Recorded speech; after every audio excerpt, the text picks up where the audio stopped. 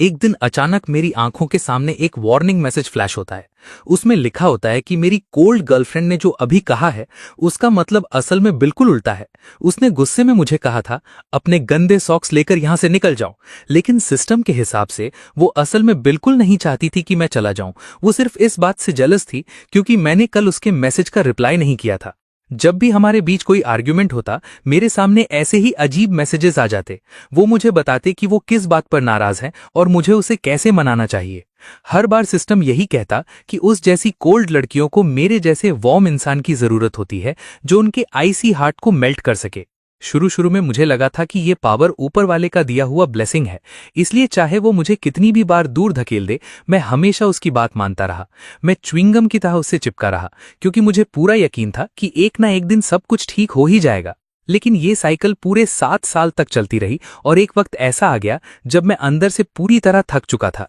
हमारे latest argument के दौरान उससे पूरी उम्मीद थी कि हर बार की तरह इस बार भी मैं ही पहले सॉरी बोलूंगा, लेकिन इस बार उसने मुझे चुपचाप अपना सूटकेस पैक करते हुए देखा।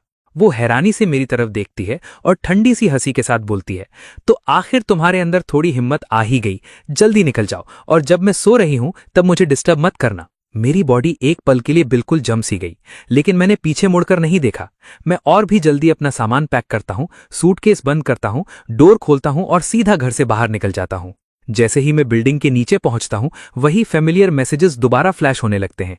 वो वार्निंग देते हैं कि इस बार वो सच में बहुत गुस्से में है। अगर मैं अभी वापस जाकर हीरोइन को मनाने नहीं गया तो मुझे दोबारा कभी मौका नहीं मिलेगा। मैसेज ये भी बताता है कि वो अभी भी बालकनी में खड़ी मेरा इंतजार कर रही है। एक पल के लिए मेरे कदम रुक जाते हैं। मैं लगभग वापस मुड़ने ही वाला था कि तभी मेरा फोन बज उठता है।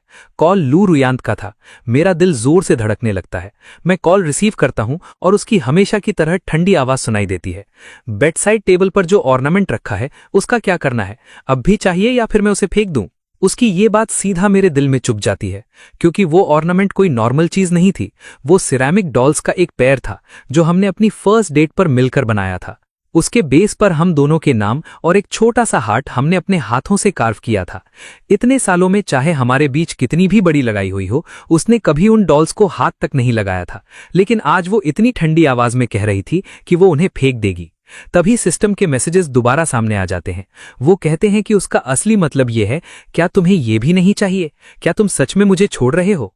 सिस्टम फिर से वही पुरानी बात रिपीट करता है कि उस जैसी कॉम्प्लिकेटेड लड़की को बस कभी ना बदलने वाला प्यार चाहिए। लेकिन इस बार मैं सिर्फ कांपते हुए इतना ही बोल पाता हूं, तो फेंक दो। उसने बिना कुछ और कहे कॉल कट कर दी। मैं अपना सूटकेस लेकर कॉलोनी से बाहर निकल गया। 3 घंटे के अंदर एक अपार्टमेंट रेंट पर लिया और पूरे 7 साल बाद पहली बार लू रुयांत के बिना अपनी पहली रात गुजारी। अगली सुबह मैं पूरी तरह थका हुआ ऑफिस पहुंचता हूं। जैसे ही अपनी डेस्क पर बैठता हूं, मुझे वहां एक स्टारबक्स अमेरिकानो रखा हुआ मिलता है। मैं अभी ये पूछने ही वाला था कि कॉफी किसने रखी है, तभी लू रुयांत अपनी असिस्टेंट गिबोडा के साथ ऑफिस के अंदर आती है। गिबोडा खुशी से सबको बताता है कि आज उसका बर्थडे है, इसलिए बॉस लू ने पूरी कंपनी के लिए कॉफी खरीदी है और शाम को डेजर्ट्स भी आएंगे। ये सुनते ही ऑफिस के सब लोग एक साथ मेरी तरफ देखने लगते हैं। मैं बिना कुछ कहे अपनी कॉफी उठाता हूं, सीधा गिबोडा के पास जाता हूं और कॉफी उसके हाथ में देकर बोलता हूं, हैप्पी बर्थडे। वो हैरानी से मुझे देखने लगता है, लेकिन तभी लू रुयांत ठंडी आवाज में बोलती है, मैनेजर गू, आज तुम लेट आए हो, अपने काम पर ध्यान दो। सिर्फ ऑफिस एडमिनिस्ट्रेटर हो इसलिए लेजी मत बनो। उसकी नजरों में दया भी थी और मजाक भी, दोनों चीजें मेरे दिल को और भी ठंडा कर देती हैं। मैं उसकी आंखों में देखकर शांत आवाज में जवाब देता हूं, मैंने कल रात ही अपने सुपरवाइजर से लीव अप्रूव करवा ली थी। आपको मेरी टेंशन लेने की जरूरत नहीं है, प्रेसिडेंट लू। वो अपने होठों को जोर से बंद करती है, काफी देर तक मुझे देखती रहती है और बिना कुछ कहे वहां से चली जाती है। जैसे ही वो ऑफिस से बाहर जाती है, एक मेल कोवर्कर मेरा मजाक उड़ाने लगता है। वो कहता है कि सोशल मीडिया पर जो मैं अपनी हैप्पी मैरिड लाइफ दिखाता था वो सब फेक था, क्योंकि मेरी वाइफ मुझे कोई इंपॉर्टेंस नहीं देती। वो हंसते हुए कहता है कि मेरी वाइफ हर साल मिलियंस कमाती है, जबकि मैं सिर्फ एक ऑफिस एडमिनिस्ट्रेटर हूं, और ये कहकर वहां से चला जाता है। मैं अपनी अनटच्ड कॉफी की तरफ देखता हूं और पुरानी बातें याद आने लगती हैं। मैं और लू रुयांत दोनों कंपनी के टेक्निकल डिपार्टमेंट में काम करते थे। कंपनी के रूल्स के हिसाब से को-वर्कर्स रिलेशनशिप में नहीं रह सकते थे, इसलिए मैंने खुद ही अपनी मर्जी से एडमिनिस्ट्रेशन डिपार्टमेंट ज्वाइन कर लिया था, ताकि हम दोनों में से कम एक इंसान का स्टेबल शेड्यूल हो और वो घर संभाल सके। उस दिन के बाद से मैं हमेशा टाइम पर घर जाता था, खाना बनाता था, सफाई करता था और घर की हर जिम्मेदारी संभालता था। लेकिन आज लू रुयांत की नजरों में मेरी पहचान सिर्फ एक ऑफिस एडमिनिस्ट्रेटर बनकर रह गई थी। तभी सिस्टम के मैसेजेस दोबारा सामने आ जाते हैं। वो कहते हैं कि उसने पूरी कंपनी के लिए कॉफी सिर्फ इसलिए खरीदी थी ताकि उसके पास एडमिनिस्ट्रेशन डिपार्टमेंट आकर मुझसे मिलने का रीजन हो। और जैसे ही उसने सुना कि आज गिबोडा का बर्थडे है, उसकी आंखें खुशी से चमक उठी थी। हो सकता है सिस्टम इस बार भी सच बोल रहा हो, लेकिन अगर वो सच में मुझसे मिलना चाहती थी तो सीधा मेरे पास आ सकती थी। सबके सामने मुझे एम्बैरस करने की क्या जरूरत थी। ये अजीब सी फीलिंग पूरे सुबह मेरे साथ बनी रहती है। मैं कितनी भी कोशिश कर लूं, मेरा ध्यान काम पर बिल्कुल नहीं लग रहा था। दोपहर के आसपास जनरल मैनेजर मुझे अपने ऑफिस में बुलाती है। वो मेरे सामने एक फाइल रखते हुए कहती हैं कि जर्मनी ब्रांच की टेक्निकल टीम ने अभी अभी अपना एक इंपॉर्टेंट मेंबर खो दिया है। इसलिए वो चाहती हैं कि मैं इस साल के स्टाफिंग प्लान को दोबारा ऑर्गेनाइज करूं और किसी सूटेबल इंसान का रिकमेंडेशन दूं जो उस पोजीशन को संभाल सके। तभी अचानक मेरे दिमाग में एक आइडिया आता है और बिना सोचे समझे मैं तुरंत बोल पड़ता हूँ, मैम, मेरा टेक्निकल बैकग्राउंड है, मैं ओवरसीज ट्रांसफर के लिए वॉलंटियर करता हूँ। मेरी बात सुनते ही मेरी मैनेजर और मैं खुद दोनों शॉक हो जाते हैं। मैंने कभी अपनी मर्जी से कंपनी छोड़ने के बारे में नहीं सोचा था, लेकिन जैसे ही ये ख्याल मेरे दिमाग में आया, मैं इसे छोड़ नहीं पाया। वो कुछ देर तक चुप रहती हैं, फिर कहती हैं, गुचैन, इस ट्रांसफर के लिए कंपनी के साथ कॉन्ट्रैक्ट साइन करना पड़ेगा। एक बार तुम चले गए तो कम से कम 5 साल तक वापस नहीं आ पाओगे। क्या तुम प्रेसिडेंट लू से इस बारे में बात नहीं करना चाहोगे? मैं बिना एक सेकंड सोचे सर हिला देता हूं। इस बार मेरा डिसीजन पहले से भी ज्यादा पक्का था। नहीं, ये डिसीजन मैं खुद ले सकता हूं। मैं पहले ही अपनी फैमिली के लिए अपना करियर सैक्रिफाइस कर चुका था और अब जब मुझे दोबारा शुरू करने का एक मौका मिला था, मैं इसे किसी भी हाल में खोना नहीं चाहता था। वो कुछ पल तक मेरे चेहरे को देखती रहती हैं और फिर सर हिलाकर कहती हैं, ठीक है, मैं तुम्हारा नाम सीनियर मैनेजमेंट को रेकमेंड कर दूंगी, मुझे डिसअपॉइंट मत करना। मैं कॉन्फिडेंस के साथ सर हिला देता हूं। जैसे ही मैं उनके ऑफिस से बाहर निकलता हूं, काफी सालों बाद मेरे दिल में एक अलग ही एक्साइटमेंट भर जाती है। तभी वही फेमिलियर मैसेजेस दोबारा मेरी आंखों के सामने फ्लैश होने लगते हैं। बिग ब्रदर ओवरसीज क्यों जा रहा है? अब हीरोइन का क्या होगा? जल्दी जाकर उसे मना लो हीरोइन, वरना इस बार तुम सच में अपने हस्बैंड को खो दोगी। सिर्फ उसका पिलो हग करने से कुछ नहीं होगा। लेकिन इस बार मैंने उन मैसेजेस की एक भी बात पर ध्यान नहीं दिया और सीधा टेक्निकल डॉक्यूमेंट्स रिवाइज करने में लग गया। अच्छी बात यह थी कि पिछले 2 सालों में डिपार्टमेंट चेंज करने के बाद भी मैंने अपनी पढ़ाई की हैबिट कभी नहीं छोड़ी थी। मैं बिना रुके काम करता रहा जब तक मेरे फ्रेंड ऑबिन का मैसेज नहीं आया। उसने मुझे याद दिलाया कि आज उसका बर्थडे है। मुझे तुरंत याद आ गया और मैंने रिप्लाई किया कि मैं जरूर आऊंगा। ऑफिस खत्म होने के बाद जैसे ही मैं कंपनी से बाहर निकला, मेरी नजर सामने रोड के उस पार खड़ी लू रुयान की सिल्वर ग्रे बेंटली पर पड़ती है और मैं वहीं रुक जाता हूं। तभी मैसेजेस फिर से फ्लैश होने लगते हैं। बिग ब्रदर, हीरोइन तुम्हें लेने आई है, बस 2 सेकंड उसकी तरफ देख लो, वो खुद तुम्हारे पास आ जाएगी। अब तुम्हारा गुस्सा खत्म हो गया ना, इतना जिद्दी मत बनो। मैं अभी कुछ समझ ही रहा था कि तभी पीछे से कोई मुझसे टकरा जाता है। मैं मुड़कर देखता हूं तो गिबोडा शर्मिंदा होकर स्माइल करते हुए कहता है, सॉरी मैनेजर गू, मैं डायरेक्टर लू का बर्थडे सेलिब्रेट करने के लिए जल्दी में था, मैंने आपको यहां खड़ा नहीं देखा। उसकी बात सुनते ही मेरा दिमाग एकदम खाली हो जाता है। फिर वो मुस्कुराते हुए कहता है, डायरेक्टर लू मुझे जूलियट रेस्टोरेंट ले जा रही हैं। मैंने पहले आपके पोस्ट्स में उस रेस्टोरेंट की फोटोज देखी थी, कोई रिकमेंडेशन है? ये सुनते ही मेरा दिल एकदम डूब जाता है। जूलियट वही रेस्टोरेंट था जहां मैंने लू रुयान को प्रपोज किया था। उस दिन मैंने उससे बहुत सीरियस होकर कहा था, ये जगह सिर्फ हम दोनों की है, अगर कभी फ्यूचर में हम अलग भी हो गए तब भी तुम यहां किसी और को लेकर नहीं आओगी। तब उसने मेरी आंखों में देखकर उतनी ही सीरियसनेस से जवाब दिया था, कभी कोई और नहीं होगा। लेकिन आज वो वहीं जगह किसी और आदमी के साथ जा रही थी। मेरे सीने में ठंडी सी दर्द की लहर दौड़ जाती है। मैं अभी उस बात से बाहर भी नहीं निकला था कि तभी लू रुयान जल्दी जल्दी हमारी तरफ आती है, लेकिन उसकी नजर एक बार भी मुझ पर नहीं पड़ती। उसकी सारी अटेंशन सिर्फ गिबोडा पर होती है। वो परेशान होकर पूछती है, तुम्हें कहीं चोट तो नहीं लगी? सबसे अजीब बात यह थी कि मैं ऑलरेडी डिसाइड कर चुका था कि मैं उसे पीछे छोड़कर ओवरसीज ट्रांसफर एक्सेप्ट करूंगा। फिर भी ये सीन देखकर मेरी आंखों में आंसू आ जाते हैं। मैं उन दोनों के बीच की ऑकवर्ड सिचुएशन और बर्दाश्त नहीं कर पाता, इसलिए चुपचाप एक कदम पीछे हटता हूं, मुड़ता हूं और वहां से चला जाता हूं। मेरे पीछे हवा में तैरते हुए मैसेजेस और भी ज्यादा बेचैन होकर फ्लैश होने लगते हैं। बिग ब्रदर, हीरोइन की बातों में मत आओ। वो रोड क्रॉस करके इसलिए भागी थी क्योंकि उसने तुम्हें टकराते हुए देखा था। वो तुम्हारा नाम लेने वाली थी। क्या तुम्हें दिख नहीं रहा कि वो तुम्हारी फिक्र कर रही है? फिर वो पहले किसी और का हाल क्यों पूछ रही है? लेकिन मैं बिना रुके और भी तेज चलने लगता हूं। थोड़ी देर बाद कॉर्नर मुड़ते ही वो सारे मैसेजेस मेरी नजरों से गायब हो जाते हैं।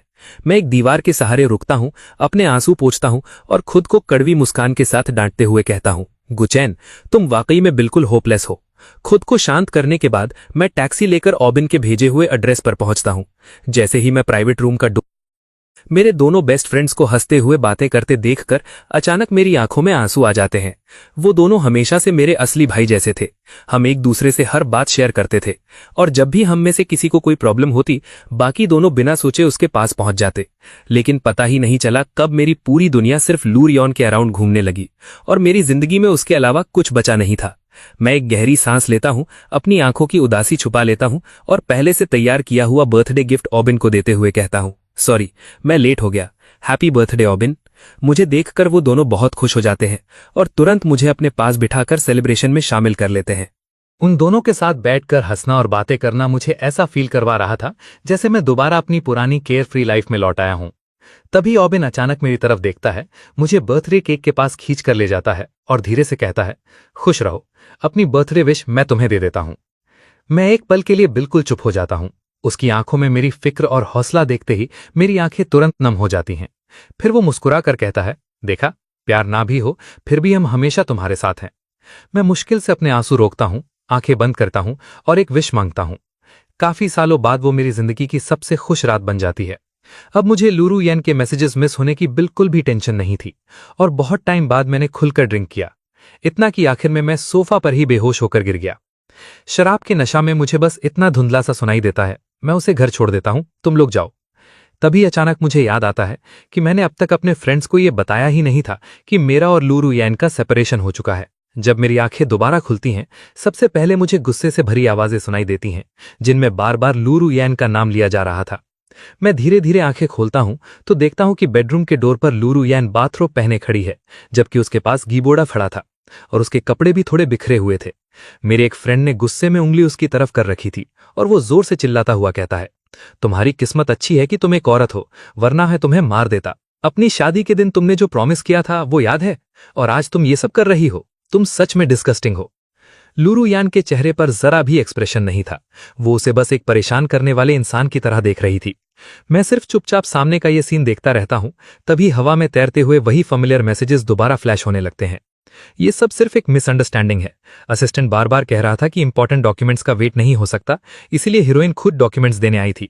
बेचारा बिग ब्रदर, नशा उतरते ही सबसे पहले उसने ये सीन देख लिया। जल्दी सब एक्सप्लेन करो, तुम बस उसे देखे ही क्यों जा रही हो।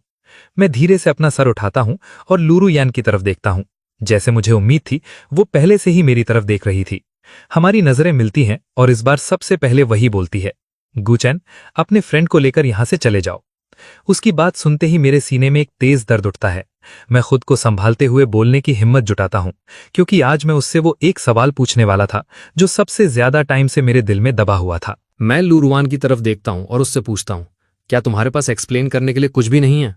वो बस हल्की सी स्माइल करती है। उसकी आवाज में सिर्फ ठंडापन और मजाक था। मैं जो भी करती हूं उसका तुम्हें एक्सप्लेन क्यों दूं? उसका ये जवाब सीधा मेरे दिल को चीर देता है। मेरे सीने का दर्द इतना बढ़ जाता है कि सांस लेना भी मुश्किल हो जाता है और शराब के नशे के साथ मिलकर मेरी आंखों में आंसू भर देता है। मैं अपना मुंह ढककर लड़खड़ाते हुए ट्रैश कैन की तरफ बढ़ता हूं, लेकिन जैसे ही मेरी नजर उसके अंदर पड़ती है, मैं वहीं जम जाता हूं। हमारी फर्स्ट डेट पर मिलकर बनाए हुए सेरामिक डॉल्स टुकड़ों में टूटकर उस ट्रैश कैन के अंदर पड़े थे। मैं ट्रैश कैन का किनारा जोर से पकड़ लेता हूं और बुरी तरह उल्टी करने लगता हूं, जैसे अपने दिल का सारा दर्द भी उसके साथ बाहर निकाल देना चाहता हूं। मेरा फ्रेंड घबराकर तुरंत मेरे पास दौड़ता है और धीरे धीरे मेरी पीठ थपथपाने लगता है, जबकि लू रुयान पूरे टाइम बेडरूम के डोर पर खामोशी से खड़ी रहती है। मेरा फ्रेंड दोबारा गुस्से में उस पर चिल्लाने ही वाला था, लेकिन मैं तुरंत उसका हाथ पकड़ लेता हूं। जैसे ही मैं उसकी तरफ देखता हूं, उसके चेहरे का एक्सप्रेशन बदल जाता है। वो फिक्र भरी आवाज में कहता है, चैन, मत रो। तब मुझे एहसास होता है कि मेरा पूरा चेहरा पहले ही आंसुओं से भीग चुका था। तभी वही फैमिलियर मैसेजेस दोबारा मेरी आंखों के सामने फ्लैश होने लगते हैं। जब बिग ब्रदर उल्टी करने लगा, तब हीरोइन तुरंत उसके पास भागना चाहती थी, लेकिन उसका फ्रेंड पहले पहुंच गया। बिग ब्रदर को इतना टूटा हुआ देखकर उसे अपनी हर बात का रिग्रेट होने लगा। बिग ब्रदर, टूटे हुए सेरामिक डॉल्स के लिए उदास मत हो।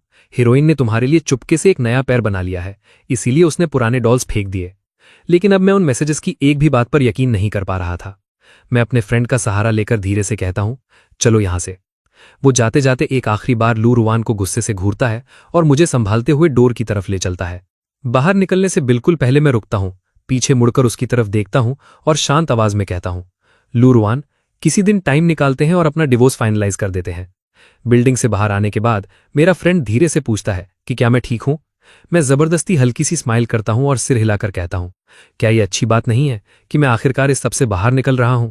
वो मुझे घर छोड़कर चला जाता है और मैं बेड पर लेटकर बस ये उम्मीद करता हूं कि कल से मेरी जिंदगी की एक नई शुरुआत होगी। लेकिन अगली सुबह जैसे ही मैं कंपनी के एंट्रेंस पर पहुंचता हूं, वहां लू रुआन पहले से मेरा इंतजार कर रही होती है। तभी वही फ्लोटिंग मैसेजेस दोबारा सामने आ जाते हैं। हीरोइन सुबह होने से पहले ही यहां आ गई थी क्योंकि उसे डर था कहीं बिग ब्रदर मिस ना हो जाए। कल रात तुम्हारे जाने के बाद उसने अपने असिस्टेंट पर भी गुस्सा किया था। जैसे ही वो मुझे देखती है, सीधा मेरी तरफ चलकर आती है। हेलो बोलने के बजाय वो पहले मुझे ऊपर से नीचे तक देखती है और भवें सिकोड़ कर कहती है, तुमने ये क्या पहना है? मैंने पहले ही कहा था ना कि ये आउटफिट तुम पर सूट नहीं करता। घर जाओ और चेंज करके आओ। मैं अपने कपड़ों की तरफ एक नजर डालता हूं और बिल्कुल शांत आवाज में जवाब देता हूं, मैं क्या पहनूं ये मेरा डिसीजन है। हमारा डिवोर्स होने वाला है, ये बात समझ लो। उसकी भवें और ज़्यादा सिकुड़ जाती हैं। वो अपने इमोशंस दबाने की कोशिश करती है, लेकिन उसकी आंखों की बेचैनी साफ दिख रही थी। वो ठंडी आवाज में कहती है, टेक्निकल डिपार्टमेंट आजकल बहुत बिजी है, मेरे पास तुमसे बहस करने का टाइम नहीं है। तभी मैसेजेस फिर से फ्लैश होते हैं। क्या हीरोइन यहां सॉरी बोलने नहीं आई थी? बिग ब्रदर के डिवोर्स वाले वर्ड्स उसके दिमाग से पूरी रात निकले ही नहीं थे। वो तो पहले ही गिव अप करने लगी थी। लेकिन उन ट्रांसपेरेंट मैसेजेस के उस पार मुझे सिर्फ उसका ठंडा चेहरा और उसकी बर्फ जैसी आवाज ही सुनाई दे रही थी। वो कहती है, अगर तुम हर हाल में अपनी मर्जी करना चाहते हो तो मैं कुछ नहीं कर सकती। मैं उसकी आंखों में देखता हूं और समझ जाता हूं कि उसे पूरा यकीन है कि मैं कभी उसे छोड़कर नहीं जाऊंगा। उसके लिए डिवोर्स सिर्फ मेरी एक और खाली धमकी थी।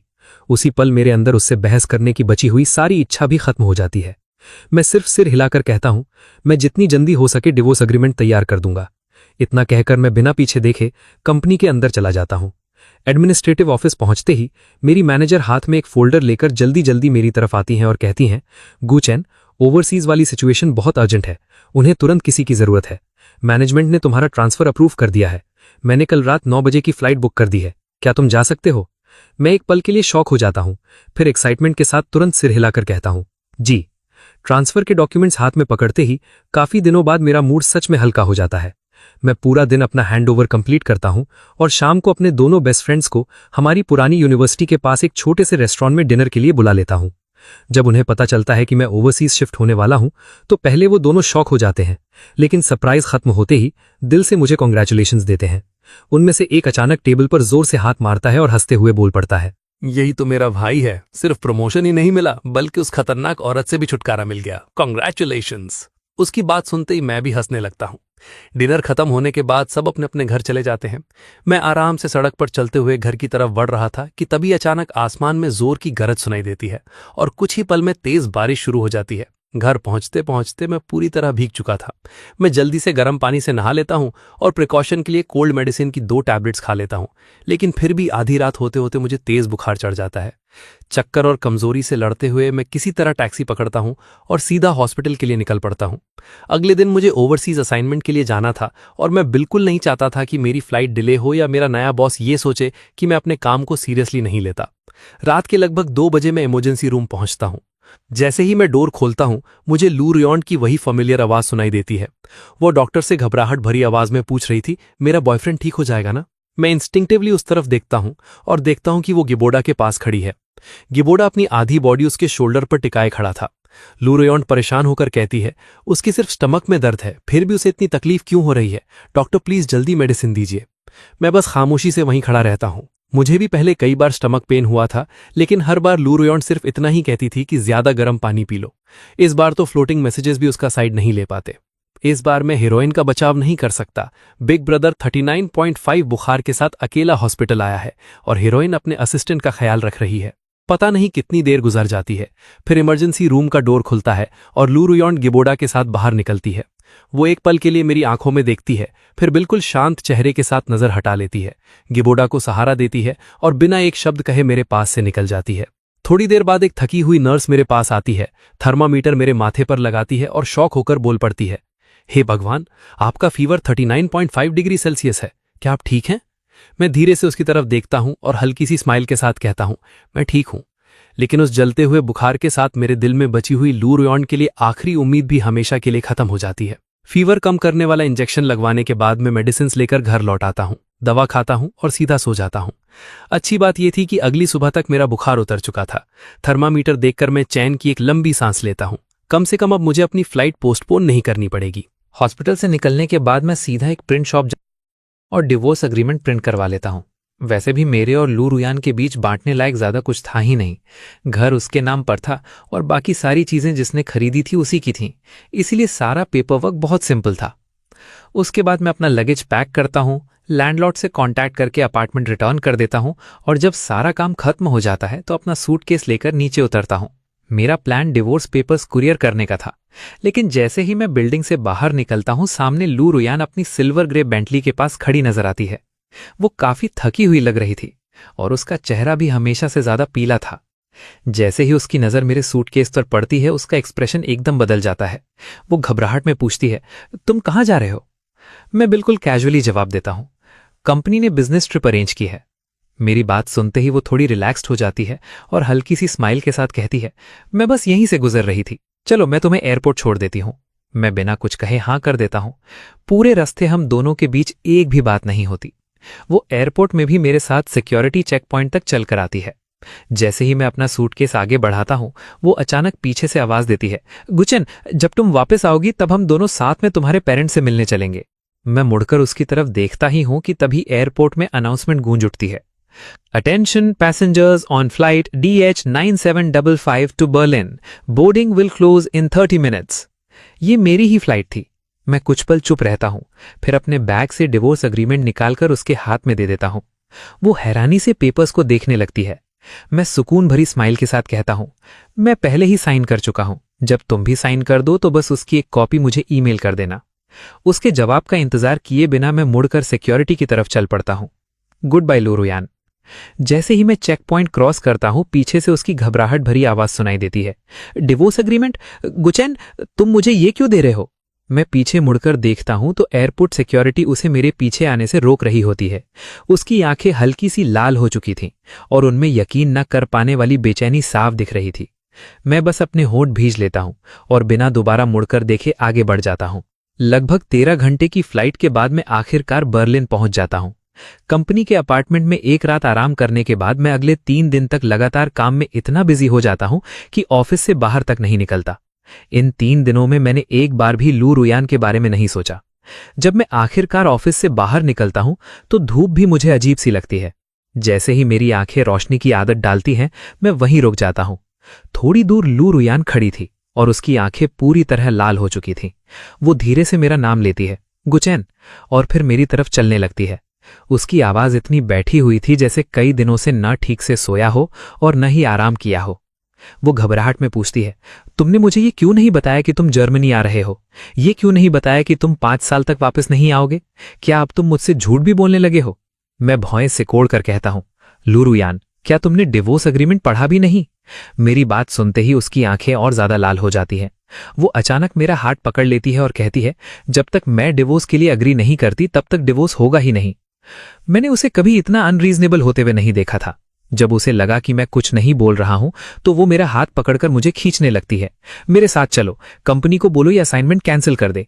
टेक्निकल डिपार्टमेंट में और भी बहुत लोग हैं, तुम खुद को इतनी तकलीफ क्यों दे रहे हो?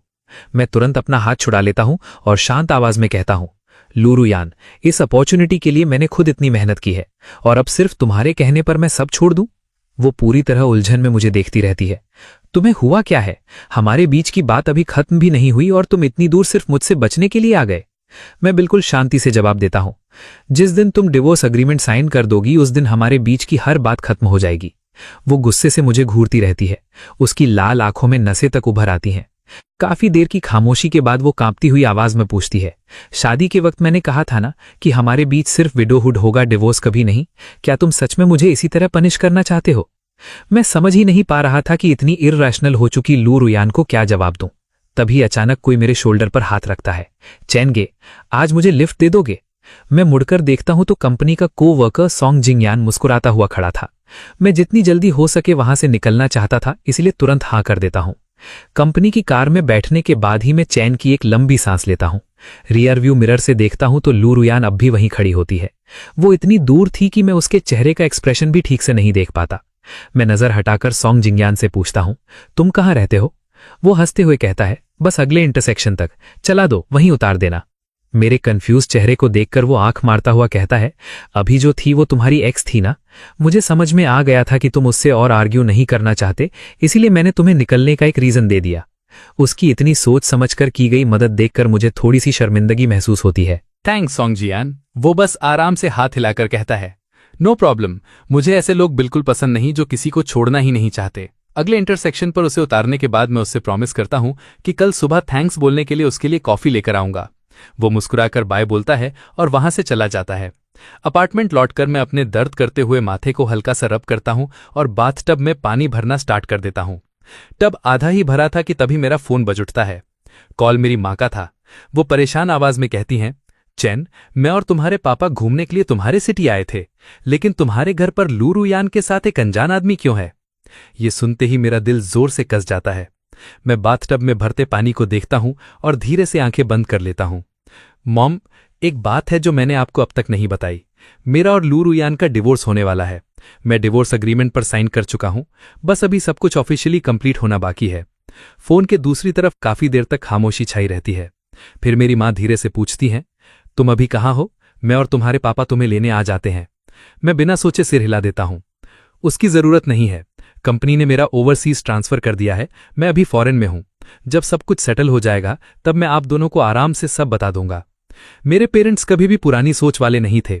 अगर उन्हें पता चल जाता कि मेरे साथ इतना सब हुआ है तो वो सिर्फ इतना ही कहते कि जितनी जल्दी हो सके डिवोर्स ले लो। उस रात मैं काफी सालों बाद सबसे चैन की नींद सोता हूं। अगली सुबह बाहर पहले से ही बारिश हो रही थी। मैं अम्ब्रेला लेकर बिल्डिंग से बाहर निकलता हूं और तुरंत देखता हूं कि लू रुयान नीचे खड़ी मेरा इंतजार कर रही है। बर्लिन की रातें बहुत ठंडी होती हैं और मुझे बिल्कुल नहीं पता था कि वो कितनी देर से वहां खड़ी थी। मुझे ये भी समझ नहीं आ रहा था कि वो आखिर चाहती क्या थी, क्योंकि मैं पहले ही अपनी बात बिल्कुल साफ कर चुका था।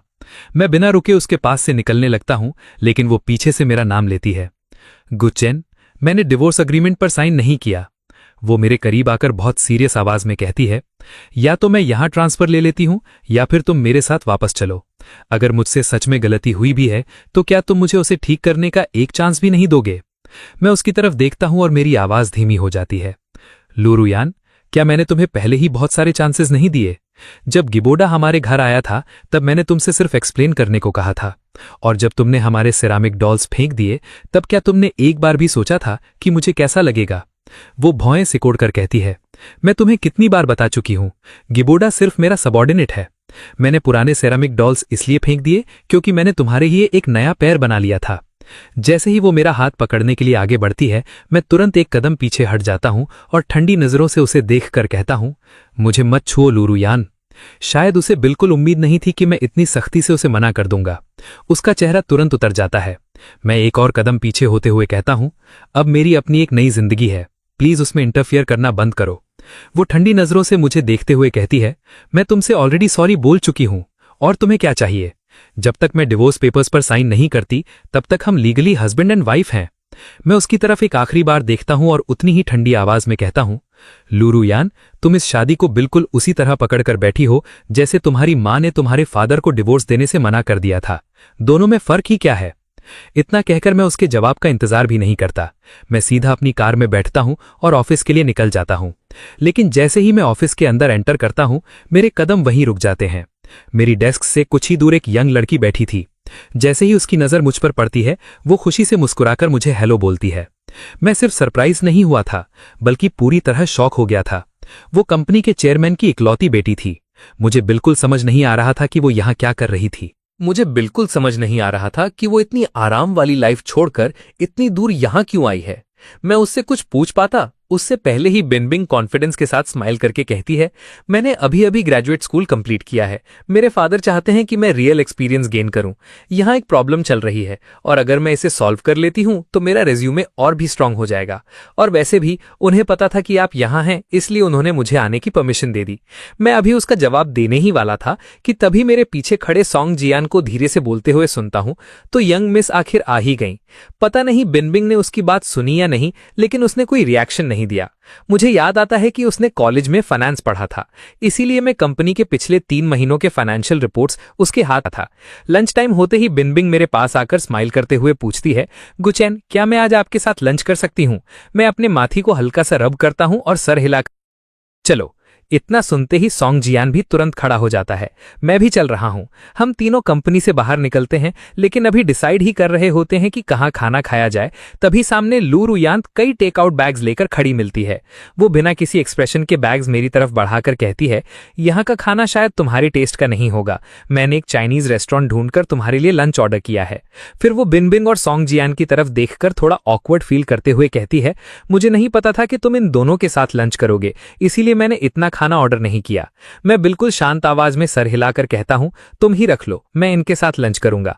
वो तुरंत भवें से कोड़ लेती है और कहती है, गुचैन, क्या तुम्हें सच में मेरे साथ ऐसा ही बिहेव करना है? मैं कुछ बोलता उससे पहले ही बिनबिंग उसकी तरफ देखकर कहती है, प्रेसिडेंट लू, मैंने सुना है आपके प्रोजेक्ट में कुछ प्रॉब्लम्स चल रही हैं।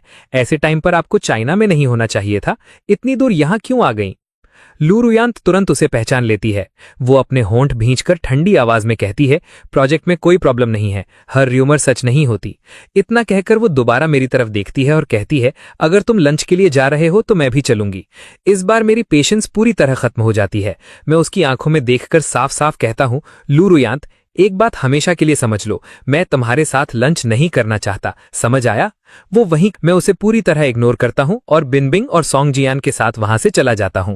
रेस्टोरेंट में बैठने के बाद मेरी नजर पड़ती है कि वो दोनों लगातार मुझे ही देख रहे हैं। मैं हैरानी से पूछता हूं, क्या हुआ? सोंग जियान एक्साइटमेंट से मुस्कुराता हुआ कहता है, ब्रदर चैन, आज तो आप कमाल कर गए। ऐसी खतरनाक औरत से इसी तरह डील करते हैं, सीधा, साफ और बिना हिचकिचाहट के। बिनबिंग बहुत समझदारी से मेरे और लू रुयांत के रिलेशनशिप के बारे में कोई सवाल नहीं पूछती। वो बस हल्की सी स्माइल के साथ मुझे कॉन्ग्रेचुलेशंस बोल देती है। मैं भी मुस्कुराता हूं, लेकिन मुझे बिल्कुल भी ऐसा फील नहीं हो रहा था कि मैंने कोई कमाल किया है। अगर मैं वाकई इतना स्ट्रांग होता तो इतने सालों तक खुद को इतनी तकलीफ कभी नहीं देता। मुझे बिल्कुल अंदाजा नहीं था कि बिनबिंग पूरे टाइम चुपचाप मुझे ही ऑब्जर्व कर रही थी।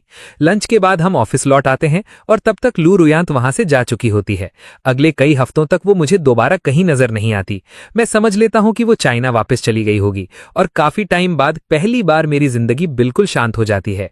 लेकिन एक दिन अचानक मुझे गिबोडा का मैसेज आता है, टीम लीडर गू, क्या आप प्लीज प्रेसिडेंट लू को अपनी ब्लैकलिस्ट से हटा सकते हैं? वो पूरी रात आपको कॉल करने की कोशिश कर रही हैं। मैं कुछ देर तक उस मैसेज को देखता रहता हूं और बिना कुछ सोचे गिबोडा का नंबर भी ब्लैकलिस्ट में ऐड कर देता हूं।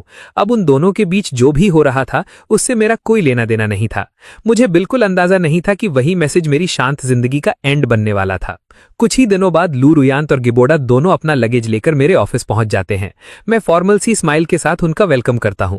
गिबोडा मुझे एक ऑफिशियल डॉक्यूमेंट देते हुए कहते हैं, टीम लीडर गू, कंपनी जर्मनी में एक और प्रोडक्शन लाइन खोलने के बारे में सोच रही है।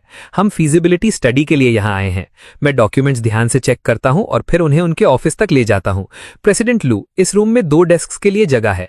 आप और आपके असिस्टेंट दोनों आराम से यहां काम कर सकते हैं। ये सुनते ही लू रुयांत भवें से कोड़कर गहरी आवाज में कहती है, मैंने कब कहा कि मुझे इसके साथ ऑफिस शेयर करना है? उसकी बात सुनते ही गिबोडा का चेहरा तुरंत उतर जाता है। मैं बस पोलाइट स्माइल के साथ जवाब देता हूं, सॉरी, अभी कोई और ऑफिस अवेलेबल नहीं है। चाइना में भी आप असिस्टेंट जियान के साथ ऑफिस शेयर करती थीं। यहां आपके लिए अलग रूल बनाने की कोई वजह नहीं है।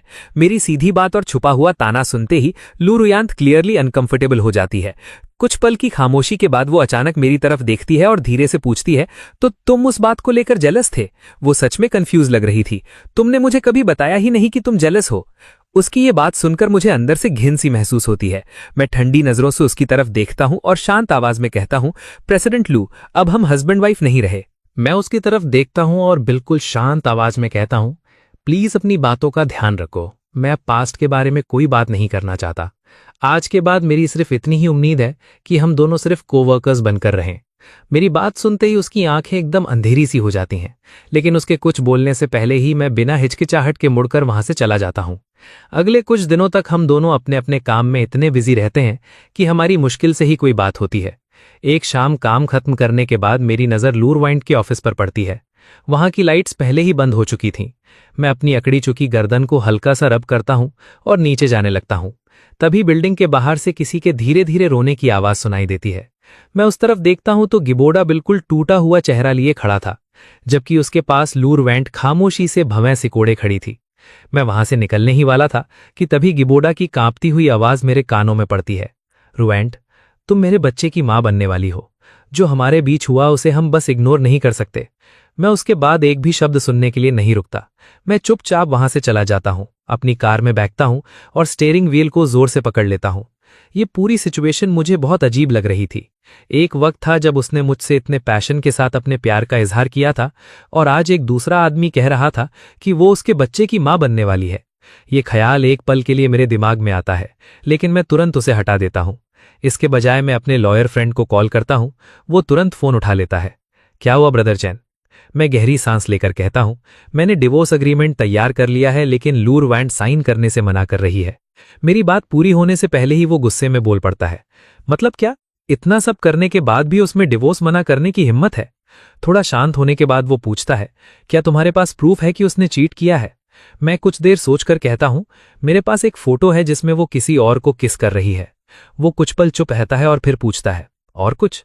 मैं थोड़ी शर्मिंदगी के साथ जवाब देता हूं, नहीं बस इतना ही। शायद सिर्फ इससे अडल्ट्री प्रूव नहीं होगी, है ना? काफी देर की खामोशी के बाद वो कहता है, पहले मुझे वो फोटो भेजो, मैं देख लेता हूं। घर पहुंचते ही मैं लू रुएंट के भेजे हुए उस फोटो को उसके पास सेंड कर देता हूं। कुछ ही देर बाद उसका वीडियो कॉल आ जाता है। वो सीरियस चेहरे के साथ पूछता है, ब्रदर चैन, ये फोटो तुम्हें किसने भेजा था? मैं सच सच जवाब देता हूं, लू रुएंट ने। ये सुनते ही वो तुरंत भवें से कोड़ लेता है। ये फोटो एडिट की गई है। ओरिजिनल इमेज रिस्टोर करने के बाद पता चला कि वो दोनों सिर्फ एक दूसरे के पास खड़े थे। उनके बीच कोई किस हुई ही नहीं थी। ये सुनते ही मैं पूरी तरह शॉक हो जाता हूं। फिर मुझे अचानक एक और बात याद आती है और मैं जल्दी से कहता हूं, आज ऑफिस के बाद मैंने गिबोडा को लू रुएंट से ये कहते हुए सुना कि वो उसके बच्चे की मां बनने वाली है। मेरे फ्रेंड की आंखें हैरानी से बड़ी हो जाती हैं। कई सेकंड तक चुप रहने के बाद वो धीरे से गाली देता है और कहता है, ये औरत, ब्रदर चैन, मेरी अपडेट का वेट करो, मैं किसी से उसके मेडिकल रिकॉर्ड्स चेक करवाता हूं। लॉयर होने की वजह से उसके पास काफी कनेक्शंस थे, इसलिए उसके लिए ये सब पता लगाना मुश्किल नहीं था। कॉल खत्म होने के बाद मैं एक लंबी सांस लेता हूं और इन सब बातों को दिमाग से निकालने की कोशिश करता हूं। तभी मेरी नजर एक अननोन नंबर से आए मैसेज पर पड़ती है। परसों शाम ब्रैंडनबर्ग गेट पर मिलते हैं, वही जगह जहां तुमने मुझे प्रपोज किया था। इस बार एक और चांस मैं तुमसे मांगूंगी। मैसेज पढ़कर मेरे होठों पर कड़वी सी स्माइल आ जाती है। ब्रैंडनबर्ग गेट वही जगह थी जहां मैंने लू रुएंट को प्रपोज किया था। मैं बिना देर किए रिप्लाई टाइप करता हूं, नो थैंक्स। तुम उस बच्चे के बारे में सोचो जो तुम गिबोडा के साथ एक्सपेक्ट कर रही हो। मैसेज भेजने के 1 घंटे के अंदर ही मेरे डोर पर नॉक होने लगती है। मैं पीप होल से देखता हूं तो बाहर लू रुएंट खड़ी थी। उसके चेहरे पर घबराहट और बेचैनी साफ दिख रही थी। ऐसा एक्सप्रेशन मैंने उसके चेहरे पर पहले कभी नहीं देखा था। लेकिन मेरा डोर खोलने का बिल्कुल कोई इरादा नहीं था। अब उसके इमोशंस का मेरी जिंदगी से कोई लेना देना नहीं था। मैं पहले ही अपना फोन साइलेंट पर रख चुका था। वो बेड पर पड़ा था और उसकी स्क्रीन बार बार लाइट अप हो रही थी। आखिर में जब लू रुएंट का सब्र टूट गया तो वो बाहर से जोर से मेरा नाम पुकारती है, गू चैन। डोर खोलो, आराम से बैठकर बात करते हैं। उसकी बात सुनकर मुझे हंसी आ जाती है। वो कुछ ही दिनों में मेरी एक्स वाइफ बनने वाली थी और सच कहूं तो अब मेरे पास उससे बात करने के लिए कुछ भी नहीं बचा था। लू रुएंट बार बार और भी जोर से डोर पीटना शुरू कर देती है। मैं भवें से कुड़ता हूं, उसका कॉल कट करता हूं, प्रॉपर्टी मैनेजमेंट ऑफिस को कांटेक्ट करता हूं और कंप्लेंट करता हूं कि कोई मेरे डोर पर जोर जोर से नॉक करके मुझे हरास कर रहा है। सिर्फ 3 मिनट के अंदर सिक्योरिटी आ जाती है और उसे वहां से ले जाती है। कॉरिडोर दोबारा बिल्कुल शांत हो जाता है और जहां तक अगले दिन ऑफिस में उससे मिलने की बात थी, मुझे पूरा यकीन था कि वो सबके सामने दोबारा कोई सीन क्रिएट करने की हिम्मत नहीं करेगी। आखिर उसका और गिबोडा का मामला वैसे ही काफी स्कैंडलस था और अगर वो बात सबके सामने आ गई तो उन दोनों में से कोई भी बच नहीं पाएगा। उस रात मेरे दोनों बेस्ट फ्रेंड्स वाले ग्रुप चैट में लगातार मैसेजेस आते रहे। आओ बिन और बाकी सब मुझे चीयर अप करने की पूरी कोशिश कर रहे थे। उन्होंने सालों तक मुझे लू रुएंट से प्यार करते देखा था और वो सबसे अच्छी तरह जानते थे कि मैं उससे कितना चाहता था। इसी वजह से उन्हें डर था कि कहीं मैं इस ब्रेकअप से बाहर ना निकल पाऊं। मैं मुस्कुराते हुए रिप्लाई करता हूं, मैं ठीक हूं, अब वो बस मेरी एक ऑर्डिनरी एक्स है। ये देखकर कि मैं अभी भी मजाक कर सकता हूं और इमोजीज भी भेज रहा हूं, उन सबको आखिर थोड़ा सुकून मिलता है। थोड़ी देर चैट करने के बाद मैं फोन साइड में रख देता हूं और सो जाता हूं। अगली सुबह मैं हमेशा की तरह ऑफिस पहुंचकर अपना काम स्टार्ट कर देता हूं। कुछ ही देर बाद एक फेमिलियर फिगर मेरी डेस्क के सामने आकर रुक जाती है। मैं ऊपर देखता हूं तो सामने लू रुएंट की गहरी नजरें मुझ पर टिकी होती हैं। मैं पोलाइटली स्माइल करके पूछता हूं, प्रेसिडेंट लू, क्या मैं आपकी कोई हेल्प कर सकता हूं? उसे पता था कि सब लोग हमें देख रहे हैं, इसीलिए वो धीमी आवाज में कहती है, बाहर चलो। मैं अपनी जगह से बिल्कुल नहीं हिलता। इसके बजाय मैं जानबूझकर थोड़ी ऊंची आवाज में बोलता हूं, प्रेसिडेंट लू, क्या ये थोड़ा इनअप्रोप्रिएट नहीं है? हमारा डिवोर्स चल रहा है, फिर भी आप बार बार मुझसे मिलने क्यों आ रही हैं? मेरी बात सुनते ही आसपास का माहौल बदल जाता है और सबकी नजरें हमारी तरफ मुड़ जाती हैं। लू रोयांत का चेहरा तुरंत उतर जाता है। मैं बिल्कुल शांत आवाज में आगे कहता हूं, अगर आप नहीं चाहती कि मैं और कुछ बोलूं तो बेहतर होगा आप यहां। मुझे लगा था कि उसके जैसी प्राउड औरत इतनी बेइज्जती के बाद तुरंत चली जाएगी, लेकिन मेरी एक्सपेक्टेशन के बिल्कुल उल्टा उसकी आंखें अचानक लाल हो जाती हैं और उनमें आंसू भर आते हैं। वो सर झुकाकर भरी हुई आवाज में कहती है, गुचिन, क्या तुम मेरी बात सुनोगे? क्या मैं सब एक्सप्लेन कर सकती हूं? मैं कुछ देर सोचता हूं और फिर कहता हूं, मैं अभी काम कर रहा हूं, बात करनी है तो ऑफिस के बाद करेंगे। मेरी बात सुनते ही उसके चेहरे की उदासी तुरंत गायब हो जाती है और उसकी जगह हल्का सा सुकून दिखने लगता है। वो गहरी सांस लेकर सर हिलाती है, ठीक है, मैं ऑफिस के बाद बाहर तुम्हारा वेट करूंगी। मैं आसपास के क्यूरियस लोगों को इग्नोर करके दोबारा अपने काम में लग जाता हूं। थोड़ी देर बाद मेरी नजर बेनिनबिंग की डेस्क पर पड़ती है, जो खाली थी। मैं सॉन्ग जिनयान से पूछता हूं, बेनिनबिंग कहाँ है? वो हैरानी से कहता है, उसने आज लीव ली है। मैं बस सर हिला देता हूं। वैसे भी बेनिनबिंग काफी केयरफ्री थी, इसीलिए मुझे लगा शायद फाइनेंस डिपार्टमेंट में डॉक्यूमेंट्स देने के बाद उसने आज आराम करने का डिसाइड किया होगा। मैं वापस अपनी डेस्क की तरफ जा ही रहा था कि मेरी नजर हेडक्वार्टर्स की एक मिस्ड कॉल पर पड़ती है। मैं तुरंत कॉल बैक करता हूं। दूसरी तरफ चेयरमैन के असिस्टेंट की आवाज आती है, टीम लीडर गू, चेयरमैन ने आपसे कांटेक्ट करने को कहा है। मैंने उनका प्राइवेट नंबर आपको ईमेल कर दिया है। जब आपके पास टाइम हो उन्हें कॉल कर लीजिएगा। मैं फोन को हैरानी से देखता रह जाता हूं। मुझे बिल्कुल समझ नहीं आ रहा था कि मेरी पोजीशन का कोई इंसान चेयरमैन के पर्सनल नंबर पर कॉल क्यों करेगा। फिर भी मैं हॉलवे में जाकर नंबर डायल करता हूं। 3 रिंग्स के बाद कॉल कनेक्ट होती है और दूसरी तरफ से चेयरमैन की गर्मजोशी भरी हंसी सुनाई देती है। गुचिन, सही पहचाना ना? मैं इंस्टिंक्टिवली सीधा खड़ा हो जाता हूं। जी चेयरमैन, क्या आपको मुझसे कोई काम था? वो कुछ पल चुप रहते हैं और फिर कहते हैं, मुझे याद है तुम और मेरी यूजलेस बेटी एक ही साल ग्रेजुएट हुए थे। वो आजकल मेरी बहुत टेंशन बढ़ा रही है। वो काम करने से मना कर रही है और मेरी कोई बात नहीं मान रही। क्या तुम उसे थोड़ा समझा सकते हो? ये सुनकर मैं एक तरफ चेयरमैन का अपनी बेटी के लिए कंसर्न देखकर इंप्रेस हो जाता हूं और दूसरी तरफ इतनी अजीब रिक्वेस्ट सुनकर बिल्कुल स्पीचलेस भी हो जाता हूं। लेकिन वो मेरे सुपीरियर थे, इसीलिए मेरे पास हाँ कहने के अलावा कोई ऑप्शन नहीं था। जैसे ही मैं ऑफिस वापस आता हूं, मेरे सारे कोवर्कर्स शरारती स्माइल के साथ मुझे देखने लगते हैं। गुचिन, लगता है आजकल तुम्हारी किस्मत बहुत अच्छी चल रही है। इधर आओ, देखो। सॉन्ग जिनयान हाथ हिलाकर मुझे बुलाता है। मैं अपनी डेस्क के पास जाता हूं तो देखता हूं कि वहां चमकदार और खूबसूरत सनफ्लावर्स का एक बहुत बड़ा बुके रखा हुआ था। मैं भवें सिकोड़कर इंस्टिंक्टिवली लू रोयांत के ऑफिस की तरफ देखता हूं। सनफ्लावर्स मेरी फेवरेट फ्लावर्स हैं, ये बात सिर्फ वही जानती थी। लेकिन जैसे ही मेरी नजर उस पर पड़ती है, मैं देखता हूं कि वो उस बुके को इतनी ठंडी और गुस्से भरी नजरों से देख रही थी जैसे उसे तुरंत जला देना चाहती हो। मतलब ये फ्लावर्स उसने नहीं भेजे थे। मैं बुके के पास जाता हूं और देखता हूं कि उन फ्लावर्स के बीच एक छोटा सा कार्ड रखा हुआ था। उस छोटे से कार्ड पर बहुत खूबसूरत हैंडराइटिंग में सिर्फ एक लाइन लिखी थी, आज तुम्हारी फ्रीडम के लिए कॉन्ग्रेचुलेशंस। नीचे साइन था लीसा। मैं हल्की सी भौएं उठाता हूं। अगर मुझे सही याद था तो लीसा ही बेनिनबिंग का इंग्लिश नेम था। मैं आराम से उस कार्ड को अपनी नोटबुक के अंदर रख लेता हूं। काम खत्म होते होते भी मैं हेडक्वार्टर्स के लिए रिपोर्ट कंप्लीट कर रहा था। तब तक ऑफिस के लगभग सारे लोग जा चुके थे। वीडियो कॉन्फ्रेंस खत्म करके जैसे ही मैं मुड़ता हूं, देखता हूं कि लू रोयान ऑफिस के डोर के पास चुपचाप खड़ी मेरा वेट कर रही थी।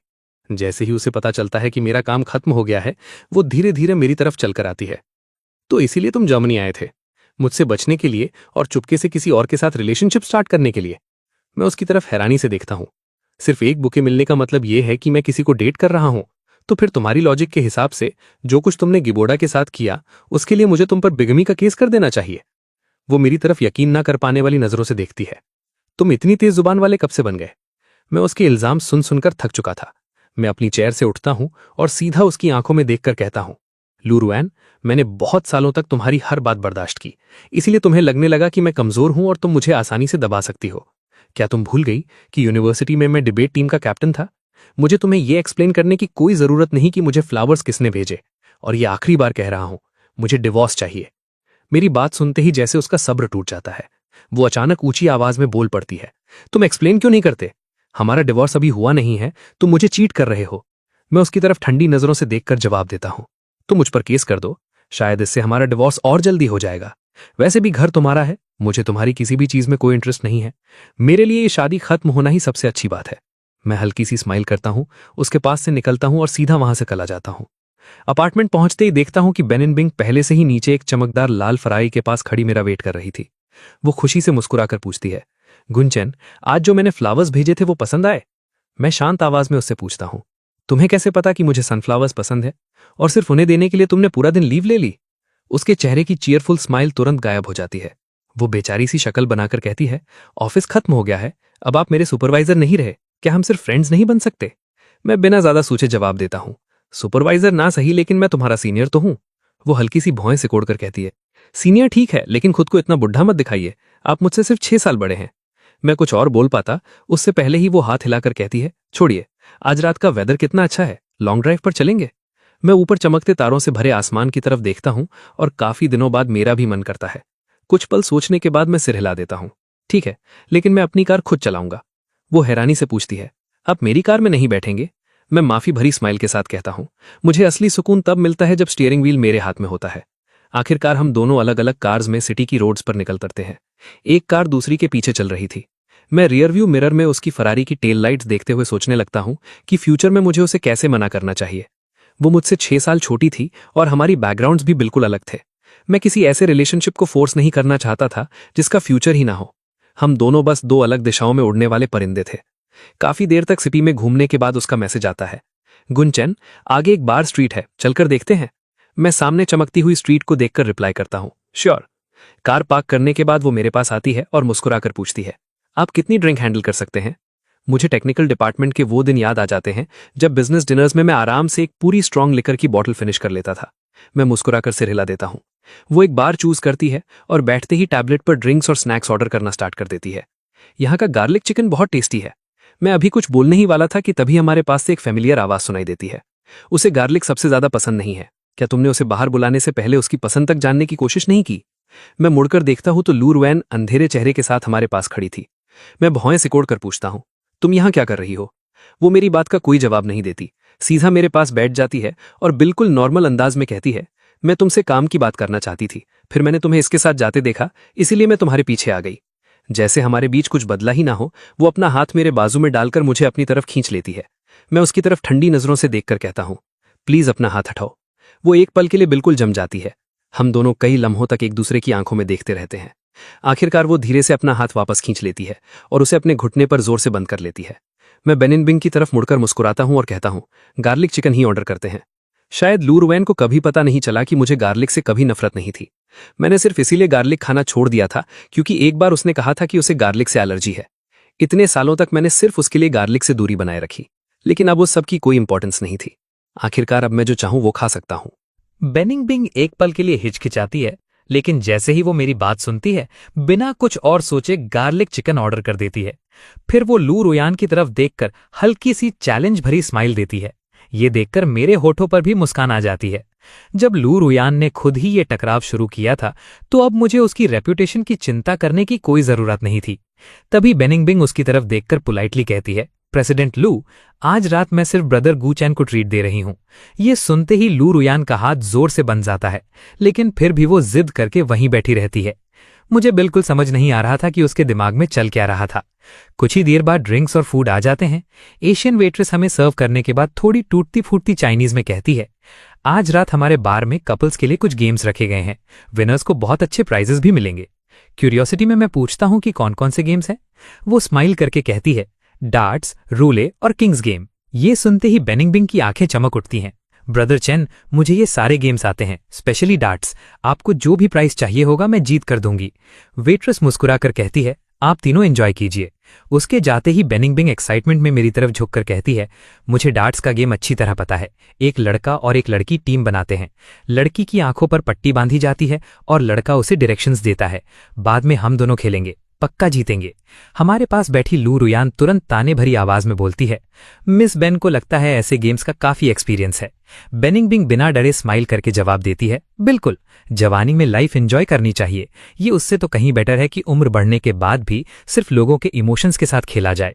इतना सुनते ही लू रुयान का चेहरा खतरनाक हो जाता है। उसकी उंगलियां इतनी जोर से बंद होती हैं कि उनके जॉइंट्स सफेद पड़ जाते हैं। बेनिंग बिंग बस कंधे उचकाकर कहती है, मैंने किसी का नाम तो लिया ही नहीं, फिर आप इतना गुस्सा क्यों हो रही हैं? उसका इतना शांत अंदाज लू रुयान को और भी बेचैन कर देता है। मैं बिना कुछ बोले उन दोनों की बात सुनता रहता हूं। ड्रिंक का एक सिप लेते हुए मेरी नज़र स्टेज की तरफ जाती है, जहां डार्ट बोर्ड्स और प्राइजेस पहले ही लगा दिए गए थे। तब मेरी नज़र एक छोटी सी फिगरीन पर पड़ती है जो मुझे बहुत फैमिलियर लगती है। मुझे धुंधला सा याद आता है कि सालों पहले मेरी डेस्क पर भी बिल्कुल ऐसी ही एक फिगरीन रखी थी। मैं बेनिंग बिंग की तरफ देखकर कहता हूं, मुझे वही चाहिए, बाद में हम ये गेम खेलेंगे। वो एक्साइटमेंट से तुरंत सिर हिला देती है। ये देखकर लू रुयान खुद को रोक नहीं पाती और पूछ बैठती है, तुम्हें कब से ऐसी चीजें पसंद आने लगी? गुचेन, क्या तुम ये सब सिर्फ मुझे गुस्सा दिलाने के लिए कर रहे हो? मैं उसकी बात को पूरी हूं। थोड़ी ही देर बाद होस्ट एक्साइटमेंट के साथ डार्ट्स कंपटीशन स्टार्ट होने का अनाउंसमेंट करता है और पहली टीम को स्टेज पर बुलाता है। बेनिंग बिंग तुरंत खड़ी हो जाती है। मैं पहले जाऊंगी, ब्रदर चेन चलिए। मैं लू रुयान की तरफ देखकर धीमी आवाज में कहता हूं, एक्सक्यूज मी, प्लीज जरा साइड हो जाओ। तभी होस्ट हंसकर बोल पड़ता है, मिस, आपके बॉयफ्रेंड तो काफी हैंडसम है। बेनिंग बिंग कुछ बोल पाती उससे पहले ही लू रुयान अचानक खड़ी हो जाती है। मैं इसकी पार्टनर हूं। वो सीधा डार्ट बोर्ड के पास जाकर मेरी आंखों में देखती है और कहती है, गुचेन, मुझे एक चांस दे दो। अगर मैं हार गई तो मैं कभी तुम्हें परेशान नहीं करूंगी। मैं कुछ पल सोचता हूं और फिर बेनिंग बिंग की तरफ मुड़कर कहता हूं, मैं तुम्हारे साथ इसके बाद खेलूंगा। मुझे लू रुयान की रखी हुई कंडीशन में थोड़ी इंटरेस्ट आ गई थी। बेनिंग बिंग खुशी से सिर हिला देती है। ओके, मैं वेट करूंगी। उसकी कॉम्पिटिटिव स्पिरिट देखकर मुझे हंसी आ जाती है। मैं लू रुयान के पास जाकर उसकी आंखों पर ब्लाइंडफोल्ड बांध देता हूं। तभी वो धीरे से फुसफुसाती है, तुम्हारे लिए गुचेन, मैं नहीं हारूंगी। एक पल के लिए उसकी ये बात मुझे पुराने दिन याद दिला देती है जब वो इसी तरह धीमी आवाज में मुझसे वादे किया करती थी। लेकिन अब उन बातों का मेरे दिल पर कोई असर नहीं था। टारगेट सेट होते ही मैं बिल्कुल कैजुअली पहला डायरेक्शन देता हूं, साउथ ईस्ट। लू रुयान तुरंत डार्ट को और मजबूती से पकड़ लेती है। मैंने जानबूझकर इतना वेग डायरेक्शन दिया था कि टारगेट का एग्जैक्ट लोकेशन समझना लगभग नामुमकिन था। डार्ट पकड़ते वक्त उसकी उंगली गलती से उसकी टिप को छू लेती है और खून की एक छोटी सी बूंद निकल आती है। वो कड़वी सी स्माइल करके कहती है, तुम सच में अब मुझसे बात भी नहीं करना चाहते? तुम वाकई मुझे अपनी जिंदगी से पूरी तरह निकाल देना चाहते हो? एक पल के लिए मेरे अंदर कुछ अजीब सा महसूस होता है, लेकिन मैं उस बात पर ध्यान देता उससे पहले ही वो हाथ उठाकर डार्ट फेंक देती है। डार्ट सीधा बोर्ड के सेंटर की तरफ उड़ता है। ये देखते ही मेरी भौएं सिकुड़ जाती हैं। टारगेट की पोजीशन फिर से बदल दी जाती है। कुछ पल की शांति के बाद मैं जानबूझकर और भी गलत डायरेक्शन देता हूं, इस बार और भी दूर। लू रुयान अपने होंठ जोर से भींच लेती है और फिर दूसरा डार्ट फेंक देती है। इस बार तो ऑडियंस भी जोर जोर से चिल्लाने लगती है कि वो चीटिंग कर रही है। ये हंगामा देखकर होस्ट तुरंत हमारे पास आ जाता है। सर, हमें मैडम का ब्लाइंडफोल्ड चेक करना पड़ेगा। मैं शांत आवाज में एक कदम पीछे होते हुए कहता हूं, बिल्कुल। अब तो मुझे भी शक होने लगा था कि शायद उसकी आंखों की पट्टी सच में ठीक से बंधी ही नहीं है, इसलिए बाकी लोगों का डाउट भी बिल्कुल नॉर्मल था। होस्ट खुद उसका ब्लाइंडफोल्ड दोबारा बांधता है, तब जाकर ऑडियंस शांत होती है। सबकी नजरें सिर्फ लू रुयान पर टिकी होती हैं। मैं टारगेट की तरफ देखता हूं और इस बार जानबूझकर बिल्कुल उल्टा डायरेक्शन बोलता हूं। लू रुयान एक पल के लिए रुक जाती है। वो इंस्टिंक्टिवली उस डायरेक्शन की तरफ मुड़ती है जहां मेरी नजर थी, फिर आखिरी पल में खुद को संभाल लेती है। मैं धीरे से सांस छोड़ता हूं। अगले ही पल वो तीसरा डार्ट फेंक देती है। डार्ट बोर्ड को मिस करके सीधा दीवार से टकराता है, वहां से उछलता है और फिर किसी चमत्कार की तरह सीधा टारगेट में जाकर लग जाता है। पूरा बार एक पल के लिए बिल्कुल खामोश हो जाता है और अगले ही सेकंड जोरदार तालियों और चीयर से गूंज उठता है। अब किसी को चीटिंग का शक नहीं था। सबको लग रहा था कि उन्होंने अपनी आंखों के सामने कोई अजीब सा ईस्टर्न मिरेकल देख लिया है। इतनी जोरदार तालियों के बीच सिर्फ बेनिंग बिंग की आवाज साफ सुनाई देती है। बस अब सब प्रूव हो गया। लू रुयान धीरे से अपनी आंखों से ब्लाइंडफोल्ड हटाती है।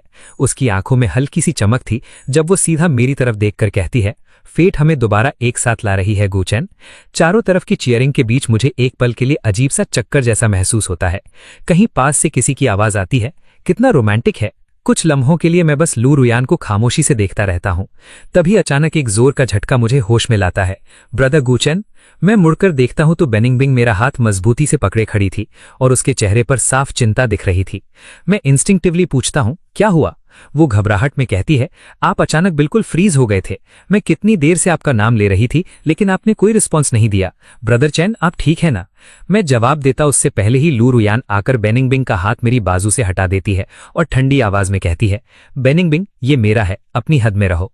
उसकी आवाज में इतना कॉन्फिडेंस और घमंड था जैसे उसने दोबारा सब कुछ जीत लिया हो। मैं भौएं से कोड़ता हूं और उसे पूरी तरह इग्नोर कर देता हूं। मैं बेनिंग बिंग की तरफ मुस्कुराकर कहता हूं, मेरा उससे ब्रेकअप हो चुका है, मुझे वो प्लश टॉय चाहिए, मेरी हेल्प करो उसे जीतने में। बेनिंग बिंग एक्साइटमेंट में दोनों हाथ रब करते हुए कहती है, ऑफ कोर्स। मेरी बात सुनते ही लू रुयान का चेहरा तुरंत अंधेरा पड़ जाता है। वो मुझे ऐसे देखती है जैसे मैंने उसके साथ धोखा दे दिया हो, लेकिन मैं एक बार भी उसकी तरफ मुड़कर नहीं देखता। होस्ट खुशी से हंसते हुए अनाउंसमेंट करता रहता है और मैं बिल्कुल आराम से लू रुयान के जीते हुए प्राइस को क्लेम कर लेता हूं। उसके बाद मैं बेनिंग बिंग के साथ एक बिल्कुल नया गेम स्टार्ट कर देता हूं, जबकि नीचे खड़ी लू रुयान बस अंधेरे चेहरे के साथ चुपचाप हमें देखती रह जाती है। हमारे डार्ट्स के थ्रोज मेरे दिए हुए डायरेक्शंस से कहीं ज्यादा एक्यूरेट थे और ये देखकर आसपास खड़े सब लोग मजेदार एक्सप्रेशंस के साथ हमें देखने लगे। गेम खत्म होते ही मैं और बेनिंग बिंग मिलकर वही प्लस टॉय जीत लेते हैं जो मुझे चाहिए था। मैं मुस्कुराकर उसका थैंक्स करता हूं। वो लू रुयान की तरफ एक नजर डालती है और जीत कर लौटने वाले जनरल की तरह गर्व से सर उठाकर स्टेज से नीचे उतर जाती है।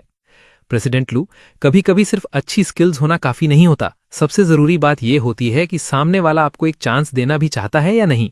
ये सुनते ही लू रुयान अपनी मुट्ठी जोर से बंद कर लेती है और ठंडी आवाज में कहती है, मिस बेन, अगर आपकी प्रोफेशनल स्किल्स भी आपकी जुबान जितनी अच्छी होती तो वाकई इंप्रेसिव होता। बेनिंग बिंग बिना किसी टेंशन के कंधे उचका देती है। कोई बात नहीं, मेरे पास मनी है, मैं आप जैसे प्रोफेशनल्स को हायर कर सकती हूं। उसका ये तीखा जवाब सुनते ही लू रुयान का चेहरा तुरंत बदल जाता है। वो मेरी तरफ देखती है, लेकिन मैं बिल्कुल शांत नजरों से उसकी तरफ देखता रहता हूं। आज के लिए बस इतना ही, मैं घर जा रहा हूं। वो जल्दी से बोल पड़ती है, मैं तुम्हें ड्रॉप कर देती हूं। मैं सर हिला देता हूं, नो थैंक्स, मेरे पास अपनी कार है। बार बार रिजेक्ट होने के बाद आखिर उसका सब्र टूट जाता है। वो दांत भींच कर कहती है, गुचन, तुमने मुझसे प्रॉमिस किया था। मैंने हल्की सी भौएं उठाकर कहता हूं, मैंने सिर्फ तुम्हारी अपनी कंडीशन मानी थी। तुमने खुद कहा था कि अगर तुम हार गई तो दोबारा मुझे परेशान नहीं करोगी। ये कभी नहीं कहा था कि अगर तुम जीत गई तो मैं तुम्हें वापस एक्सेप्ट कर लूंगा। तो मुझे परेशान करो या ना करो, मेरी तरफ से जवाब हमेशा एक ही रहेगा, मैं तुम्हें रिजेक्ट ही करूंगा। इतना कहकर मैं बिना एक बार भी पीछे देखे सीधा बार से बाहर निकल जाता हूं। एक शांत रात की नींद के बाद मैं अगली सुबह जल्दी ऑफिस पहुंच जाता हूं। मैं जीता हुआ प्लस टॉय सॉन्ग जिंगयान की डेस्क पर रख देता हूं और उसकी फोटो उसे मैसेज कर देता हूं। जैसे ही उसने देखा, उसने तुरंत 1 मिनट का वॉइस मैसेज भेज दिया। मैं अपनी डेस्क पर पहुंचता हूं तो देखता हूं कि वहां पहले से ब्रेकफास्ट रखा हुआ था, स्टीम्ड पोर्क और स्कैलियन डंपलिंग्स के साथ एक कप सोया मिल्क। उसकी खुशबू मुझे तुरंत पहचाना जाती है। मैं 2 सेकंड तक उन गर्म डंपलिंग्स को देखता रहता हूं, फिर चुपचाप उन्हें साइड में कर देता हूं और सुबह घर से बनाया हुआ सैंडविच निकाल लेता हूं। तभी लू रुयान मेरे पास आ जाती है। मुझे सैंडविच खाता देखकर वो भौएं सिकोड़ लेती है। तुम्हारा स्टमक अभी पूरी तरह रिकवर नहीं हुआ है, ये इतना न्यूट्रिशियस नहीं है। मैं पहले ही देख चुका था कि उसके ऑफिस का डोर थोड़ा सा खुला हुआ था, इसलिए उसका यहां आना मेरे लिए कोई सरप्राइज नहीं था। मैं नजरें झुकाकर कहता हूं, अब मेरे लिए ब्रेकफास्ट बनाने की जरूरत नहीं है, मुझे ये पसंद नहीं। वो कुछ पल चुप रहती है और फिर धीमी आवाज में पूछती है, तो तुम्हें क्या पसंद है? जो चाहो मैं बना दूंगी। मैं अपना सैंडविच डेस्क पर रखकर ठंडी आवाज में कहता हूं, उसकी भी कोई जरूरत नहीं। प्रेसिडेंट लू के हाथ का बना हुआ मुझे कुछ भी पसंद नहीं है। अब बात क्लियर है? वो उदास नजर आती है, लेकिन फिर भी कहती है, मुझे पता है तुम अभी भी मुझसे नाराज हो, लेकिन मैं अपने एक्शन से प्रूव करूंगी कि मुझे अपनी गलती का सच में एहसास है और मैं बच्चे का भी कोई सोल्यूशन निकाल लूंगी। उसके मुंह से ये बात निकलते ही मेरी भूख बिल्कुल खत्म हो जाती है। मतलब आखिर उसने मान ही लिया कि जिस बच्चे की बात हो रही थी वो गिबोडा का था। मैं उसके खूबसूरत चेहरे को देखता हूं, लेकिन उस पल वो मुझे बिल्कुल किसी अनजान इंसान की तरह लगती है। मैं कुछ बोल पाता उससे पहले ही तभी बेनिंग बिंग की खुशमिजाज आवाज सुनाई देती है, गुचेन, जल्दी आइए, मैं आप और सॉन्ग जिंगयान के लिए ब्रेकफास्ट लाई हूं। वो चाइनीज ब्रेकफास्ट के कई बैग्स लेकर हमारी तरफ आती है। ऑफिस में एक एक करके आते कोवर्कर्स तुरंत मजाक करने लगते हैं, मिस बेन, आज सिर्फ 2 हैंडसम गाइस के लिए ब्रेकफास्ट क्यों? बेनिंग बिंग भी हंसते हुए जवाब देती है, हम सब एक ही टीम में हैं। अगर कभी मैं आपके डिपार्टमेंट में ट्रांसफर हो गई तो सबके लिए ब्रेकफास्ट लाऊंगी। उसकी ब्राइट और प्लेफुल स्माइल को इग्नोर करना मुश्किल था। वो आराम से लू रुयान के पास से निकलती है और मेरी डेस्क पर श्रेडेड पोर्क पैनकेक और गरम मिल्क रख देती है, एक एक सबके लिए। मैं ब्रेकफास्ट की तरफ देखता हूं, फिर लू रुयान की तरफ जो बिना पलक झपकाए मुझे ही देख रही थी। आखिर मैं ब्रेकफास्ट एक्सेप्ट कर लेता हूं, लेकिन साथ ही ये भी डिसाइड करता हूं कि मौका मिलते ही बेनिंग बिंग से सब कुछ क्लियरली बात करूंगा। मैं मुस्कुराकर कहता हूं, थैंक यू। पास खड़ी लू रुयान का चेहरा गुस्से से फटने वाला लग रहा था, लेकिन फिर भी वो खुद को रोक लेती है। उसे अकेला वहां से जाते देखकर भी मेरे दिल में कोई एहसास पैदा नहीं होता। कुछ देर सोचने के बाद मैं कंपनी चैट खोलता हूं और चाइना में अपने सुपरवाइजर को मैसेज भेजता हूं, प्रेसिडेंट लू और गिबोडा की इंस्पेक्शन असाइनमेंट कितने दिन चलेगी? जल्दी ही रिप्लाई आ जाता है, उन्हें स्पेशली टेक्निकल डिपार्टमेंट ने असाइन किया है। सब कुछ उनकी फाइनल इवैल्यूएशन पर डिपेंड करता है, शायद लगभग 1 महीना। मैं मन ही मन हिसाब लगाता हूं, उन्हें यहाँ आए अभी एक हफ्ता भी पूरा नहीं हुआ था, मतलब अभी पूरा एक लंबा महीना और बाकी था। मैं धीरे से सांस छोड़ता हूँ और दोबारा अपने काम में लग जाता हूँ। लंच से थोड़ी देर पहले किसी का कॉल आता है और लू रुयांट जल्दी जल्दी ऑफिस से बाहर निकल जाती है। मैं बस एक नज़र उसकी तरफ देखता हूँ और फिर बिना इंटरेस्ट के दोबारा अपना ध्यान हटा लेता हूँ। थोड़ी ही देर में मुझे गिबोडा का मैसेज मिलता है, टीम लीडर कुचिन, क्या आप लंच के लिए फ्री हैं? मुझे आपसे एक जरूरी बात करनी है। मैं इंस्टिंक्टिवली लू रुयांट के खाली ऑफिस की तरफ देखता हूं। फिर मेरी नजर गिबोडा पर पड़ती है, जो उम्मीद भरी आंखों से मुझे देख रहा था। पता नहीं क्यों, लेकिन आज वो मुझे पहले जैसा बुरा नहीं बल्कि थोड़ा बेचारा सा लगा। मैं सिर्फ एक छोटा सा रिप्लाई भेजता हूं, ओके। लंच ब्रेक होते ही सॉन्ग जिंगयान मुझे लेने आ जाता है। मैं उससे कहता हूं कि मुझे आज नून में थोड़ा काम है, तुम बेनिन बिंग के साथ लंच कर लो। वो थोड़ा डिसअपॉइंटेड होता है, लेकिन फिर सर हिलाकर बेनिन बिंग के साथ चला जाता है। बेनिन बिंग जाते जाते मुझे हैरानी से एक बार जरूर देखती है। इधर मैं और गिबोडा एक शांत रेस्टोरेंट में जाकर सामने सामने बैठ जाते हैं। खाना ऑर्डर करने के बाद वो घबराहट में अपने दोनों हाथ जोड़कर बैठा रहता है। खामोशी के बाद आखिर वो बोलता है, टीम लीडर गुचेन, आई एम सॉरी, मैं ये बच्चा गिराने वाला हूं। मैं उसके युवा चेहरे को देखता हूं। आज उसमें पहले से ज्यादा मैच्योरिटी नजर आ रही थी, शायद इसलिए क्योंकि अब मैं लू रुयान से प्यार नहीं करता था। इस बार उसका चेहरा भी मुझे पहले जैसा इरिटेटिंग नहीं लग रहा था। मैं कुछ पल सोचकर शांत आवाज में कहता हूं, अगर तुम ये बच्चा रखना चाहते हो तो रख सकते हो, वैसे भी मेरा और लू रुयान का डिवोर्स होने ही वाला है।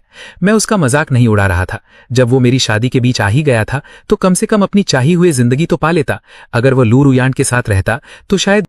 खामोशी के बाद आखिर वो बोलता है, टीम लीडर गुचेन, आई एम सॉरी, मैं ये बच्चा गिराने वाला हूं। मैं उसके युवा चेहरे को देखता हूं। आज उसमें पहले से ज्यादा मैच्योरिटी नजर आ रही थी, शायद इसलिए क्योंकि अब मैं लू रुयान से प्यार नहीं करता था। इस बार उसका चेहरा भी मुझे पहले जैसा इरिटेटिंग नहीं लग रहा था। मैं कुछ पल सोचकर शांत आवाज में कहता हूं, अगर तुम ये बच्चा रखना चाहते हो तो रख सकते हो, वैसे भी मेरा और लू रुयान का डिवोर्स होने ही वाला है। मैं उसका मजाक नहीं उड़ा रहा था। जब वो मेरी शादी के बीच आ ही गया था तो कम से कम अपनी चाही हुई जिंदगी तो पा लेता।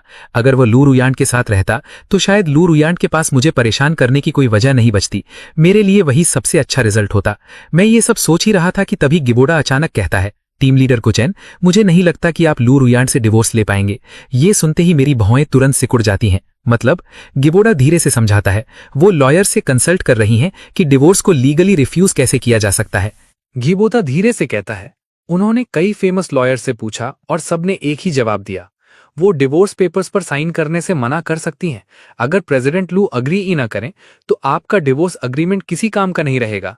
और अगर ये भी प्रूव हो जाए कि वो जिस बच्चे की मां बनने वाली हैं वो मेरा है, तब भी जब आप डिवोर्स फाइल करेंगे तो कोर्ट शायद उसे अप्रूव ना करे। ये सुनते ही मेरी भौवें और ज्यादा सिकुड़ जाती हैं। मुझे समझ नहीं आ रहा था कि गिबोडा मुझे ये सब क्यों बता रहा था, लेकिन इस बात ने मुझे सबसे ज्यादा डरा दिया कि शायद मैं कभी लू रुयन से डिवोर्स ही न ले पाऊं। ये सोचकर ही मेरी रीढ़ की हड्डी में ठंडी सी लहर दौड़ जाती है कि कहीं मुझे पूरी जिंदगी उसके साथ ही ना बंधा रहना पड़े। कुछ देर की खामोशी के बाद गिबोडा फिर बोलता है, I am sorry team leader गू, शुरू में मुझे लगता था कि आप दोनों की शादी में प्यार ही नहीं है, क्योंकि मैं सोच भी नहीं सकता था कि प्रेसिडेंट लू सच में आपसे प्यार करती होंगी। लेकिन इन कुछ दिनों में मुझे सच समझ आ गया, उनके लिए मैं सिर्फ एक यूज होने वाला टूल था। वो सिर्फ मुझे यूज करके आपको जेलस फील करवाना चाहती थी। मुझे पता है कि आपकी शादी के बीच आकर मैंने बहुत घटिया काम किया। प्रेसिडेंट लू सबसे पावरफुल इंसान थी जिनके करीब में जा सकता था, इसलिए मैंने खुद को यह समझा लिया कि आप दोनों एक दूसरे से प्यार नहीं करते और मैंने अपना चांस लेने की कोशिश की। लेकिन आखिर में मैं पूरी तरह हार गया। प्लीज मेरी दिल से माफी एक्सेप्ट कर लीजिए। मैं बिल्कुल शांत आवाज में जवाब देता हूं, तुम कभी जीत ही नहीं सकते थे। जिस पल तुम अपना फ्यूचर किसी और के हाथ में रख देते हो, उसी पल तुम हार जाते हो। तुम्हारे साथ जो हुआ उसके लिए मुझे तुम पर तरस नहीं आता, क्योंकि ये सब तुम्हारी अपनी चॉइसेस का रिजल्ट है। लेकिन एक बात के लिए मैं तुम्हारा शुक्रिया जरूर करूंगा। अगर तुम मेरी जिंदगी में नहीं आते तो शायद मुझे कभी लू रुयन का असली चेहरा देखने को नहीं मिलता और मैं इतनी जल्दी उससे आजाद भी नहीं हो पाता। बिल पे करने के बाद मैं खड़ा होता हूं और वहां से निकल जाता हूं। गिबोडा मुझे रोकने की कोई कोशिश नहीं करता। वो बस सिर झुकाए वहीं बैठा रहता है और उसके छोटे बाल उसकी आंखों को छुपा रहते हैं। कार में बैठने से पहले मैं एक बार पीछे मुड़कर देखता हूं। वो दोनों हाथों से अपना चेहरा छुपाए बैठा था और उसके कंधे हल्की हल्की कांप रहे थे। पता नहीं क्यों, लेकिन एक पल के लिए मेरा भी मन भारी हो जाता है। ऑफिस के पार्किंग लॉट में वापस पहुंचते ही मेरी नजर लू रुयन पर पड़ती है। वो अपनी कार से उतर रही थी और उसके हाथ में एक इंसुलेटेड फूड कंटेनर था। जैसे ही हमारी नजरें मिलती हैं, पहले वो थोड़ी सरप्राइज्ड होती है, फिर उसके चेहरे पर हल्की सी मुस्कान आ जाती है। वो मेरी तरफ चलकर आती है और धीमी आवाज में कहती है, गूचन, ये तुम्हारा फेवरेट कोकोनट चिकन सूप है। मैंने सिर्फ तुम्हारे लिए इसे कई घंटों तक धीमी आंच पर पकाया है। वो कंटेनर मेरी तरफ बढ़ाकर चुपचाप मेरे जवाब का वेट करने लगती है। तभी अचानक मेरे दिमाग में गीबोदा की कड़वी मुस्कान घूम जाती है और मेरे अंदर बिना वजह का एक तेज गुस्सा उठने लगता है। उसके कंटेनर मेरे हाथ में आने से पहले ही मैं उसे जोर से थप्पड़ मारकर दूर गिरा देता हूं। मुझे इसकी कोई जरूरत नहीं है। गलती तुमने की थी, फिर भी तुम इतनी आराम से मेरे सामने ऐसे खड़ी हो जैसे कुछ हुआ ही नहीं। तुम मेरी माफी चाहती हो? क्या तुमने एक बार भी गीबोदा के बारे में सोचा? तुम इतनी बेशरम कैसे हो सकती हो? मेरी इतनी तीखी बात सुनकर वो पूरी तरह सन्न रह जाती है। उसके चेहरे की मुस्कान तुरंत गायब हो जाती है। गूचैन, मुझे पता है पहले मेरी गलती थी, लेकिन क्या मैं अब उसे ठीक करने की कोशिश नहीं कर रही? प्लीज बार बार गीबोदा की बात मत करो। अब उसके साथ जो भी होगा उसका हमसे कोई लेना देना नहीं है। आज के बाद सिर्फ तुम और मैं होंगे। जब वो देखती है कि मैं कुछ नहीं बोल रहा तो वो जबरदस्ती सूप का कंटेनर दोबारा मेरे हाथ में देने की कोशिश करती है। Good boy, soup P low. अगले ही पल मैं वो कंटेनर पकड़कर पूरी ताकत से पार्किंग लॉट के दूसरे कोने में फेंक देता हूं। मेटल का लंच बॉक्स जोर की आवाज के साथ जमीन पर टकराता है और कोकोनट चिकन सूप हर तरफ बिखर जाता है। मैं उसके सफेद पड़ चुके चेहरे की तरफ देखकर ठंडी आवाज में कहता हूं, इस सूप की जितनी भी प्राइस है मैं तुम्हें ट्रांसफर कर दूंगा, बस मुझे और घिन मत दिखाओ। ये सुनते ही लू रुयंट का चेहरा गुस्से से लाल हो जाता है। वो मुट्ठी बंद कर जोर से चिल्लाती है, गू चेन, तुम मेरी बेइज्जती कर रहे हो। मैं बिना किसी इमोशन के उसकी तरफ देखकर कहता हूं, सबसे पहले मेरी बेइज्जती किसने की थी? वरना तुम बार बार ये सोचकर मेरे पास वापस क्यों आती कि मैं तुम्हारी बेवफाई को माफ कर दूंगा? मैं मुड़कर जाने लगता हूं, लेकिन वो दौड़कर मेरा रास्ता रोक लेती है। पहली बार उसकी आंखों में सच्ची बेबसी दिख रही थी। गूचन, मुझे माफ कर दो, प्लीज मेरी बात मान लो। मैं तुम्हारे बिना नहीं रह सकती। मैं प्रॉमिस करती हूं दोबारा कभी ऐसा नहीं होगा। मैं उसकी बात का कोई जवाब नहीं देता। मैं बस उसके पास से निकलकर सीधा ऑफिस के अंदर चला जाता हूं। मेरे अंदर का गुस्सा अभी भी पूरी तरह शांत नहीं हुआ था। तभी सामने से लिन बिंगबिंग अपनी हमेशा वाली ब्राइट स्माइल के साथ आती है। गूचैन, मैं आपके लिए राइस बॉल्स लाई हूं, टेस्ट कीजिए।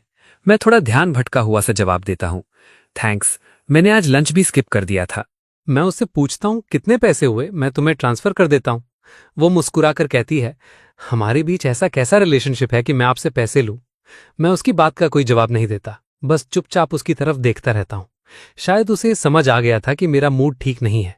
धीरे धीरे उसके चेहरे की स्माइल भी गायब हो जाती है और वो बिना कुछ कहे वापस शांत हो जाती है। मैं सर हिलाकर अपनी डेस्क पर लौट आता हूं और राइस बॉल्स को साइड में रख देता हूं। बिनिंग कुछ कहना तो चाहती थी, लेकिन मुझे कंप्यूटर पर ध्यान से काम करते देखकर वो भी चुपचाप अपनी सीट पर वापस बैठ जाती हैं। ऑफिस खत्म होते होते राइस बॉल्स पूरी तरह ठंडे हो चुके थे। मैंने उनका एक भी बाइट नहीं खाया था और पूरे दिन कुछ भी नहीं खाया था। काम के बाद जब मैं अपनी कार में बैठता हूं तो हल्का सा चक्कर जैसा महसूस होता है। मैं पॉकेट से एक कैंडी निकालता हूं, उसका रैपर खोलकर मुंह में डाल लेता हूं। थोड़ी देर बाद शुगर की वजह से मेरी तबीयत थोड़ी संभल जाती है। मैं इंजन स्टार्ट करने ही वाला था कि तभी गिबोडा का मैसेज आ जाता है, टीम लीडर गू, मैंने रिजाइन कर दिया है। मेरी आंखें खोलने के लिए थैंक यू। फ्यूचर में कभी भी मेरी हेल्प की जरूरत हो, मैं अपनी पूरी कोशिश करूंगा। मैं उस मैसेज का कोई रिप्लाई नहीं करता, बस फोन को साइड में रख देता हूं। पता नहीं क्यों, लेकिन मेरे सीने पर जो भारी बोझ था वो थोड़ा हल्का सा लगने लगता है। मैं स्टीयरिंग व्हील पकड़कर एक लंबी सांस लेता हूं और खुद पर ही हल्की सी हंसी आ जाती है कि मैं अब भी इतना सॉफ्ट हार्टेड हूं। घर जाकर डिनर बनाने के बाद मैं सोफा पर लेट जाता हूं। रात के लगभग 8 बजे मेरे लॉयर फ्रेंड का कॉल आता है। ब्रदर चैन, मुझे सच पता चल गया, लू रुयान के पेट में जो बच्चा है वो वाकई गिबोडा का ही है। मैं चुपचाप उसकी बात सुनता रहता हूं। वो लू रुयान को एक के बाद एक बुरा भला कहता रहता है। मैं हल्की सी स्माइल करके कहता हूं, मुझे ये बात पहले ही पता चल गई थी। गिबोडा उस बच्चे का अबॉर्शन करवाने के लिए तैयार है। वो हैरानी से बोल पड़ता है, क्या वो पागल हो गया है? क्या वो उस बच्चे के सहारे लू रुयान को अपने पास रखना नहीं चाहता था? मैं उसे पिछले कुछ दिनों में जो कुछ हुआ था सब डिटेल में बता देता हूं। मेरी बात सुनने के बाद वो भी कुछ देर के लिए बिल्कुल चुप हो जाता है। थोड़ी देर बाद मैं थोड़ी बेचैनी के साथ पूछता हूं, गिबोडा कह रहा था कि जब तक लू रुयान डिवोर्स के लिए अग्री नहीं करेगी तब तक मेरा डिवोर्स नहीं हो सकता। क्या ये सच है? मेरा फ्रेंड तुरंत नाक से आवाज निकालते हुए कहता है, वो मना करेगी? मेरे पास उसे हैंडल करने के बहुत तरीके हैं। शादी के दौरान अडल्ट्री ही उसके खिलाफ काफी है, इस वजह से उसकी जॉब भी जा सकती है। मेरा एक दोस्त तुम्हारी कंपनी के ऑफिशियल चैनल से ये सब एक्सप्लोज भी करवा सकता है। देखते हैं फिर उसकी पैनिक कैसे नहीं होती। और वेट करने की जरूरत नहीं है, मैं कल ही जर्मनी आ रहा हूं। इस डिवोर्स को जितनी जल्दी हो सके खत्म करना होगा। मैं कुछ और बोल पाता उससे पहले ही वो कॉल कट कर देता है। मैं ध्यान से सब बात सोचता हूं और महसूस करता हूं कि वो बिल्कुल सही कह रहा था। अगर लू रुयान इसी तरह डिवोर्स को खींचती रही तो आखिर में मेरी अपनी जिंदगी पर ही असर पड़ेगा। मैं तुरंत कंपनी ऐप खोलकर एक दिन की लीव अप्लाई कर देता हूं। मुझे पता था मेरा फ्रेंड कितना इम्पेशेंट है, इसीलिए वो शायद अगले ही दिन जर्मनी पहुंच जाएगा और मुझे एयरपोर्ट से उसे पिक करना पड़ेगा। लीव अप्रूव होते ही मैं उससे अपनी फ्लाइट डिटेल्स भेजने को कहता हूं और फिर सोने चला जाता हूं। अगली सुबह उठते ही उसका मैसेज मिलता है, लैंडिंग एट 11 PM। मैसेज पढ़ने के बाद मैं डिसाइड करता हूं कि मॉम और डैड को वीडियो कॉल कर लेता हूं। वो तुरंत कॉल उठा लेते हैं। कॉल कनेक्ट होते ही मेरी माँ सबसे पहले कहती हैं, तुम इतने पतले क्यों हो गए हो? उनकी ये बात सुनते ही मेरे अंदर का सारा टेंशन जैसे हल्का हो जाता है। मैं मुस्कुराकर मजाक में कहता हूं, मैं पतला नहीं हुआ, मुझे लगता है मेरा वेट और बढ़ गया है। माँ हंस पड़ती हैं, मुझे बिल्कुल यकीन नहीं है। जब तुम घर आओगे ना, तब मैं तुम्हें अच्छे से खाना खिलाऊंगी। मैं स्क्रीन के उस पार दोनों को देखते हुए आखिर वो बात कह देता हूं जो काफी टाइम से कहना चाहता था। मॉम, मेरा एक दोस्त आज यहां आ रहा है। वो लू रुयान के साथ मेरा डिवोर्स फाइनलाइज करवाने में मेरी हेल्प करेगा। ये सुनते ही मेरी माँ के चेहरे की स्माइल गायब हो जाती है, जबकि मेरे पापा चुपचाप उनके पास खड़े रहते हैं। मैं थोड़ा नर्वस होकर पूछता हूं, आप नहीं चाहते कि मेरा डिवोर्स हो? माँ तुरंत सर हिला देती हैं, बिल्कुल ऐसी बात नहीं है। बस तुम हमसे इतनी दूर हो, इतनी बड़ी बात में हम तुम्हारी कोई हेल्प भी नहीं कर पा रहे। उनकी बात सुनते ही मेरी आंखों में नमी आ जाती है। सॉरी, मैं इतना बड़ा हो गया हूं, फिर भी आप दोनों को मेरी वजह से टेंशन लेनी पड़ रही है। मैं गहरी सांस लेकर आगे कहता हूं, जैसे ही डिवोर्स का काम खत्म होगा, मैं घर आऊंगा और कुछ दिन आप दोनों के साथ रहूंगा। माँ बार बार सर हिलाती हैं। तब मेरे पापा आखिर बोलते हैं, अगर लू रुयान वहां तुम्हें और परेशान करे तो हमें तुरंत बताना। हमारे दोनों परिवार हमेशा से करीब रहते थे। शादी के बाद भी दोनों फैमिलीज का आना जाना लगा रहता था। सच तो ये था कि ज्यादातर मेरे पेरेंट्स ही उनके घर जाते थे। लू रुयान हमेशा कहती थी कि उसे रिलेटिव से मिलना पसंद नहीं है, इसीलिए वो मेरे साथ मेरे घर बहुत कम जाती थी। कई बार मैं अकेला ही घर चला जाता था। धीरे धीरे ये हाल हो गया कि हर फेस्टिवल में उसके पेरेंट्स के घर बनाता रहा, जबकि मेरे अपने पेरेंट्स हर साल खुद उनसे मिलने जाते रहे। ये सब याद आते ही मेरी आंखें दोबारा भर आती हैं। कॉल खत्म करने के बाद मैं सोफा पर पीछे टिक जाता हूं और काफी हल्का महसूस करता हूं। तभी अचानक वही अजीब फ्लोटिंग टेक्स्ट दोबारा मेरी आंखों के सामने दिखने लगता है, जो काफी टाइम से मेरा पीछा कर रहा था। क्या किसी ने लेटेस्ट अपडेट देखा? मेन लीड तो हीरोइन से पूरी तरह अलग हो रहा है। लेकिन क्या मेन लीड को आखिर में हीरोइन के साथ ही नहीं होना था? ऐसा नहीं हो सकता। अगर दोनों एक साथ नहीं आए तो स्टोरी का एंडिंग ही नहीं होगा। अगर मेन लीड को हीरोइन ही नहीं चाहिए तो फिर स्टोरी पढ़ने का क्या फायदा? बिना सोचे समझे मेरे मुंह से निकल पड़ता है, अगर मेरी जिंदगी वाकई एक स्टोरी है तो इसे लिख कौन रहा है? मेरी बात सुनते ही सामने चल रहा स्क्रॉलिंग टेक्स्ट एक पल के लिए बिल्कुल फ्रीज हो जाता है। अगले ही सेकंड वो बहुत तेज स्पीड से फ्लैश होने लगता है। रुको, क्या बिग ब्रदर हमारी बातें सुन सकता है? कहीं ये कोई बग तो नहीं? एडमिनिस्ट्रेटर, जल्दी आओ। बिग ब्रदर, मेरी तरफ देखो, मैं तो शुरू से ही तुम्हारे डिवोर्स को सपोर्ट करता था। मेरे दिमाग में अचानक एक अजीब सा ख्याल आता है, क्या मैं वाकई इनसे बात कर सकता हूं? मैं संभलते हुए पूछता हूं, तुम लोग कौन हो? अगले ही पल मैसेजेस की बाढ़ आ जाती है। बिग ब्रदर, आप सच में हमें सुन सकते हैं? अपने फैसले पर टिके रहो, प्लॉट को अपनी जिंदगी कंट्रोल मत करने दो। मेल लीड को हीरोइन के साथ ही होना चाहिए। ये उसकी डेस्टिनी है। हीरोइन इतनी मेहनत कर रही है, मेल लीड ही बहुत ज्यादा डिमांड कर रहा है। बेइंतहा मैसेजेस के बीच आखिर मुझे सब कुछ समझ आ गया। ये आवाजें किसी दूसरी दुनिया के लोगों की थी। उनके लिए लू रुयांट, मैं और हमारे आसपास के सब लोग बस एक नॉवेल के कैरेक्टर्स थे, जो पहले से लिखे हुए प्लॉट के हिसाब से एक फिक्स्ड एंडिंग की तरफ बढ़ रहे थे। उनकी स्टोरी में मुझे लू रुयांट को माफ कर देना था जब वो मुझे वापस जीत लेती और फिर हमें पूरी जिंदगी साथ रहना था। मैं भौहें सिकोड़ लेता हूं। लू रुयांट को माफ करना मेरे लिए नामुमकिन था। मैं कुछ बोलने ही वाला था कि तभी सारे फ्लोटिंग टेक्स्ट अचानक अजीब टेढ़े मेढ़े सिंबल्स में बदल जाते हैं और एक ही पल में गायब हो जाते हैं। उनकी जगह सिर्फ एक सिस्टम मैसेज दिखाई देता है, एडमिनिस्ट्रेटर नोटिस, प्रोग्राम में एक बग डिटेक्ट हुआ है और उसे अभी रिपेयर किया जा रहा है।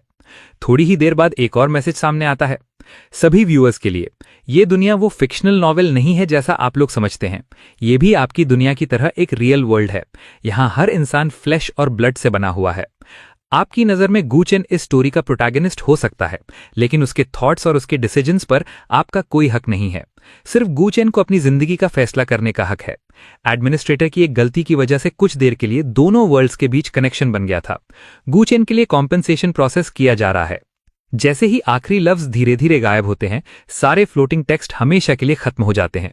मैं उस खाली जगह को देखकर धीमी आवाज में पूछता हूं, क्या अब भी कोई यहां है? लेकिन कोई जवाब नहीं आता। जो अजीब आवाजें इतने दिनों से मेरे साथ थीं, वो सब गायब हो चुकी थीं। पता नहीं क्यों, लेकिन एक अजीब सी खाली फीलिंग मेरे अंदर रह जाती है। हाँ, उनमें से ज्यादा लोग लूरलैंड को सपोर्ट करते थे, लेकिन कुछ ऐसे भी थे जो सच में मेरी फिक्र करते थे। और अजीब बात यह थी कि मुझे उनकी कमी महसूस होने लगी थी। मैं काफी देर तक सोफा पर चुपचाप बैठा रहता हूं, फिर हल्की सी स्माइल मेरे चेहरे पर आ जाती है। शायद कोई फर्क नहीं पड़ता, उनका मेरी जिंदगी में आना भी अचानक था और उनका चले जाना भी अचानक, लेकिन उनकी एक बात मेरे दिल में हमेशा के लिए रह गई। मेरी जिंदगी को कंट्रोल करने का हक किसी और के पास नहीं है, सिर्फ मैं ही अपना फ्यूचर डिसाइड कर सकता हूं। ये सोचते ही मेरे दिल का सारा बोझ एक पल में हल्का हो जाता है। अपार्टमेंट साफ करने के बाद मैं रात 9:30 बजे एयरपोर्ट के लिए निकल पड़ता हूं। चौड़ी रोड्स, चमकती सिटी लाइट्स और स्टीयरिंग व्हील पकड़े हुए मुझे काफी टाइम बाद ऐसा लग रहा था जैसे मैं पहली बार अपने ही फ्यूचर की तरफ ड्राइव कर रहा हूं। ठंडी रात की हवा कार की विंडो से अंदर आ रही थी और बहुत दिनों बाद मुझे सच में सुकून महसूस हो रहा था। एयरपोर्ट पर अपने लॉयर फ्रेंड का वेट करते हुए मुझे अचानक उस मिस्टीरियस रिवॉर्ड का ख्याल आ जाता है जो सिस्टम ने मेरे लिए प्रिपेयर करने की बात कही थी। मैं उसके बारे में और सोचता, उससे पहले ही पीछे से एक फेमिलियर आवाज आती है, ब्रदर चैन। मैं मुड़कर देखता हूं तो वो अपना सूटकेस लेकर मेरी तरफ आ रहा था। मिलते ही एक्साइटमेंट में कहता है, तुम्हें पता है जब मैं फ्लाइट में था तब लू फैमिली के साथ क्या हुआ? जैसे ही मैंने लू रुयांट का नेम सुना, मेरा सारा इंटरेस्ट खत्म हो गया। मेरी रिएक्शन इग्नोर करके वो आगे बोलता रहता है। उसकी मां को पता नहीं कैसे उसकी प्रेगनेंसी के बारे में पता चल गया। वो इतनी खुश हो गई कि तुरंत लू रुयांट को कॉल करके जोर देने लगी कि वो गिबोड़ा के बच्चे को जरूर रखे। वो रोई, बहुत ड्रामा किया और खुद को मार लेने की धमकी तक दे दी। पता नहीं आखिर लू रुयांट ने क्या कहा, लेकिन किसी तरह उसे शांत कर दिया। मैं कड़वी सी स्माइल करता हूं। अपनी एक्स मदर इन लॉ की जिद्दी पर्सनालिटी को जानते हुए मुझे पता था कि लू रुयांट के पास शायद मान जाने के अलावा कोई ऑप्शन नहीं था। और गिबोड़ा, अगर वो उस बच्चे के सहारे सब कुछ पाना चाहता था तो वो भी उस बच्चे को रखना ही चाहेगा। लेकिन अब उस सब का मेरी जिंदगी से कोई लेना देना नहीं था। मैं उसका सूटकेस पकड़कर कहता हूं, चलो। घर वापस आते वक्त अचानक लू रुयांट का कॉल आ जाता है। गुचेन, कल थोड़ा टाइम निकालते हैं, मुझे तुमसे शांति से बात करनी है। मैं हल्की सी भौहें उठाता हूं। तो ये था वो सो कॉल्ड रिवॉर्ड। अगर यही रिवॉर्ड था तो मुझे इससे कोई लेना देना नहीं था। 20 घंटे से भी लंबी फ्लाइट के बाद मेरा फ्रेंड बुरी तरह थक चुका था। वो नहाकर सीधा बेड पर गिर गया, लेकिन सोने से पहले उसने इतना जरूर कहा, कल सुबह मुझे उठा देना, मैं भी तुम्हारे साथ लू रुयांट का मैटर खत्म करने चलूंगा। उसे देखकर मेरे दिल में गरम सी फीलिंग दौड़ जाती है। मैं सिर हिलाकर कहता हूं, ऑल राइट। रात आराम से गुजर जाती है। अगली सुबह हम दोनों साथ में कंपनी पहुंचते हैं। मैं ह्यूमन रिसोर्सेज से बात करके उसके लिए एम्प्लॉय लाउंज में रेस्ट का अरेंजमेंट कर देता हूं और खुद ऊपर ऑफिस चला जाता हूं। जैसे ही मैं ऑफिस एरिया में एंटर करता हूं, हॉलवे से लू रुयांट की आवाज सुनाई देती है। वो किसी से फोन पर बात कर रही थी। मेरी प्रेगनेंसी के बारे में तुम्हारे अलावा और किस किस को पता है? गिबोड़ा, तुमसे मुझे घिन आती है। उसी रात तुमने मुझे जानबूझकर ड्रिंक करवाई थी, इसी वजह से ये सब हुआ। जैसे ही उसकी नजर मुझ पर पड़ती है, वो तुरंत कॉल कट करके मेरी तरफ चलकर आती है। मैं बिल्कुल शांत आवाज में कहता हूं, अभी वर्किंग आवर्स हैं, मेरा काम खत्म होने के बाद बात करेंगे। जब उसे समझ आ जाता है कि मैं अभी उससे बात नहीं करूंगा, तो वो अपनी बात वहीं रोक लेती है। उसकी आंखों के नीचे बने डार्क सर्कल्स देखकर साफ पता चल रहा था कि उसकी मां का प्रेशर उस पर कितना भारी पड़ रहा था। मैं अपनी डेस्क पर वापस आता हूं तो देखता हूं कि फिर से वहां सनफ्लावर्स का एक बुके रखा हुआ था। इस बार उसमें सिर्फ 3 सनफ्लावर्स थे, लेकिन बहुत खूबसूरती से सजे हुए और बिल्कुल फ्रेश। मैं बेनिन बिंग की तरफ देखता हूं। हमारी नजरें मिलती हैं और वो खुलकर मुस्कुराती है। गुचेन, फ्लावर्स पसंद आए? मैं कुछ सेकंड तक उन फ्लावर्स को देखता रहता हूं और फिर धीरे से सिर हिला देता हूं। ये बहुत खूबसूरत हैं। अगर ये मुझे उस इंसान ने दिए होते जिससे मैं प्यार करता तो ये और भी खूबसूरत लगते। मेरी बात सुनते ही उसके चेहरे की स्माइल एक पल में गायब हो जाती है। वो मुझसे 6 साल छोटी जरूर थी, लेकिन इतनी समझदार थी कि मेरी बात का मतलब तुरंत समझ गई। पहले राइस बॉल्स और अब ये सनफ्लावर्स, वो अपनी फीलिंग्स पहले ही क्लियर कर चुकी थी। लेकिन मेरा दिल अभी किसी नए रिलेशनशिप के लिए तैयार नहीं था, चाहे सामने कोई भी हो। अपनी शादी खत्म होते ही मैं इतनी जल्दी किसी और को एक्सेप्ट नहीं कर सकता था। मैं ना तो लव एट फर्स्ट साइट पर बिलीव करता था और ना ही मेरे अंदर इतनी हिम्मत बची थी कि मैं इतनी जल्दी किसी नए रिलेशनशिप की शुरुआत करूं। बिनिंग बिंग काफी देर तक चुपचाप मेरी तरफ देखती रहती है। उसकी आंखें हल्की सी लाल नजर आ रही थी। आखिर में वो धीरे से सिर हिलाकर कहती है, मैं समझ गई। इतना कहकर वो वापस अपने कंप्यूटर की तरफ मुड़ जाती है और मैं उसके चेहरे का एक्सप्रेशन देख ही नहीं पाता। कुछ ही पल बाद मेरे कंप्यूटर स्क्रीन पर उसका एक मैसेज आता है, आई एम सॉरी, मुझे उम्मीद है मेरी सेल्फिश फीलिंग्स की वजह से आपको कोई प्रॉब्लम नहीं हुई होगी। मैं उस मैसेज को चुपचाप देखता रहता हूं। एक पल के लिए रिप्लाई करने का सोचता हूं, लेकिन आखिर में कुछ नहीं लिखता। कुछ बातें बिना कहे ही खत्म हो जाना बेहतर होता है। धीरे धीरे नून का टाइम आ जाता है। लू रुयन पहले से ही ऑफिस के बाहर मेरा वेट कर रही थी। जैसे ही मैं बाहर निकलता हूं वो मेरी तरफ चलकर आती है, लेकिन मैं वहीं रुक जाता हूं। मैं अपने लॉयर को एक मैसेज भेजकर शांत आवाज में कहता हूं, मैं किसी का वेट कर रहा हूं। वो भवें से कोड़ती है लेकिन कुछ नहीं बोलती। थोड़ी देर बाद जैसे ही मेरा लॉयर वहां पहुंचता है उसका चेहरा तुरंत बदल जाता है। ये हम दोनों के बीच की बात है, तुम इसे क्यों ले आए? मैं बिल्कुल शांत अंदाज में जवाब देता हूं, ये मेरा लॉयर है, मेरा डिवोर्स यही हैंडल कर रहा है। लू रुयंत काफी देर तक चुप खड़ी रहती है, फिर कड़वी सी स्माइल के साथ कहती है, तो शुरू से ही तुमने मुझे डिवोर्स देने का आइडिया कभी छोड़ा ही नहीं था। मैं तुरंत उसकी बात ठीक करता हूं। जिस पल मैंने तुम्हें डिवोर्स एग्रीमेंट दिया था उसी पल हमारा रिलेशनशिप खत्म हो चुका था। छोड़ना तुम नहीं चाहती थी। मेरी ठंडी बात सुनते ही वो बिल्कुल खामोश हो जाती है। कुछ देर बाद हम तीनों एक शांत चाइनीज रेस्टोरेंट के प्राइवेट रूम में बैठ जाते हैं। मेरा लॉयर बड़े आराम से डिवोर्स पेपर्स निकालता है, लेकिन उसके उन्हें खोलने से पहले ही लू रुयंत धीमी आवाज में बोल पड़ती है, उसकी जरूरत नहीं है, मैं डिवोर्स के लिए एग्री करती हूं। घर मेरा रहेगा, कॉम्पनसेशन के तौर पर मैं तुम्हें हमारी मैरिटल एसेट्स का बड़ा हिस्सा दे दूंगी। वो गहरी सांस लेकर मेरी तरफ देखती है। तुम चाहे बिलीव करो या ना करो, गिबोडा के साथ जो हुआ वो सच में एक एक्सीडेंट था। उसने बिना मुझे बताए मुझे ड्रिंक करवा दी थी। मैं पूरी तरह अनकॉन्शियस थी। मैं कुछ सेकंड तक उसकी तरफ देखता रहता हूं, फिर बिल्कुल शांत आवाज में कहता हूं, तुम अनकॉन्शियस थीं और उस रात मेरी भी होश खो गई थी। मेरी बात सुनते ही वो बिल्कुल जम सी जाती है। मेरा लॉयर चुपचाप डिवोर्स एग्रीमेंट उसकी तरफ पढ़ा देता है। साइन कर दीजिए। इस पल के बाद आप दोनों का एक दूसरे से कोई लेना देना नहीं रहेगा। काफी देर की खामोशी के बाद लू रुयंत पेन उठाती है और अपना नेम साइन कर देती है। फिर मेरी बारी आती है। मैं भी बिल्कुल अपना साइन कर देता हूं। जैसे ही मेरा आखिरी स्ट्रोक पूरा होता है वो कांपती हुई आवाज में कहती है, शायद ये आखिरी बार है जब हमारे नेम्स एक ही पेपर पर साथ लिखे गए हैं। मैं फाइल बंद करता हूं और सिर्फ एक ही बात कहता हूं, एक्टिंग बंद करो। इतना कहकर मैं अपने लॉयर के साथ रेस्टोरेंट से बाहर निकल जाता हूं। उसके साथ आखिरी बार बैठकर खाना खाने में मेरी बिल्कुल कोई इंटरेस्ट नहीं था। बाहर आते ही मेरा फ्रेंड मुस्कुराता है। मुझे लगा था ये एक लंबी लीगल फाइट बन जाएगी। मैंने सोचा भी नहीं था कि सब कुछ इतनी आसानी से खत्म हो जाएगा। मैं अपने हाथ में साइंड डिवोर्स एग्रीमेंट को देखकर हल्की सी स्माइल करता हूं। लू रुयंत बचपन से अपनी मां के कंट्रोल में पली है। वो कभी उनकी बात इग्नोर नहीं कर सकती। उसकी मां मुझे कभी पसंद नहीं करती थी, लेकिन इस बार मैं सच में उनका शुक्रगुजार हूं। डिवोर्स पेपर साइन होते ही लू रुयंत जल्दी से चाइना वापस चली जाती है। अगले ही दिन ऑफिस में उसकी डेस्क पूरी तरह खाली थी। धीरे धीरे लगभग 1 महीना गुजर जाता है और मैं खुद को पूरी तरह काम में बिजी कर लेता हूं। मैं एक बार भी लू रुयंत के बारे में नहीं सोचता। आंख झपकते ही 3 महीने बीत जाते हैं। इस दौरान बिनिंगबिंग भी अपनी फीलिंग्स को पीछे छोड़ देती है और मुझे दोबारा एक नॉर्मल कोवर्कर की तरह ट्रीट करने लगती है। चाइना से मेरा डिवोर्स सर्टिफिकेट भी आ जाता है और मेरी एक्सीलेंट परफॉर्मेंस की वजह से मुझे ऑफिशियली ब्रांच मैनेजर प्रमोट कर दिया जाता है। मैं अपनी जिंदगी से सच में खुश था। फिर एक दिन अचानक कंपनी के मेन ग्रुप चैट में एक पावर पॉइंट प्रेजेंटेशन शेयर होती है। उसका टाइटल कुछ इस तरह था, एग्जीक्यूटिव्स की असली सच्चाई जो चीट करते हैं और स्कम की तरह बिहेव करते हैं। क्यूरियोसिटी में मैं प्रेजेंटेशन खोल लेता हूं। सबसे पहले ही स्क्रीनशॉट्स में लू रुयंत और गिबोडा की चैट्स दिखाई देती हैं। किसी ने उन दोनों के लगभग सारे मैसेजेस एक्सपोज कर दिए थे। मेरा नाम बदलकर एक फेक नेम कर दिया गया था और मेरी प्रोफाइल फोटो भी ब्लर कर दी गई थी। लेकिन ब्रांच ऑफिस के सब लोग पहले से जानते थे कि मेरी शादी कभी लू रुयंत से हुई थी। कोवर्कर्स की अजीब नजरें मुझे काफी अनकंफर्टेबल फील करवा रही थी। तभी अचानक सॉन्ग जिंगयन जोर से बोल पड़ता है, सब लोग हमारे ब्रांच मैनेजर को क्यों घूर रहे हो? अगर किसी को ब्लेम करना है तो उन लोगों को करो जिन्होंने सच में चीट किया था। उसकी बात सुनते ही सब लोग अपनी नजरें हटा लेते हैं। मैं मन ही मन उसका थैंक्स करता हूं, लेकिन मेरे दिल में अब ज्यादा कुछ महसूस नहीं होता। मुझे पहले ही समझ आ गया था कि ऐसी प्रेजेंटेशन सिर्फ कंपनी के अंदर सिमट कर नहीं रहेगी, और वैसे ही हुआ। ऑनलाइन चेक करते ही मुझे वो हर जगह वायरल होती हुई दिखाई देती है। बहुत जल्दी कंपनी का ऑफिशियल स्टेटमेंट भी आ जाता है, जिसमें अनाउंस किया जाता है कि लू रुयंत को कंपनी से डिसमिस कर दिया गया है, क्योंकि इतनी सीरियस मॉरल मिसकंडक्ट वाले एम्प्लॉय के लिए ऑर्गेनाइजेशन में कोई जगह नहीं है। ये देखकर मैं भी थोड़ा सरप्राइज्ड हो जाता हूं।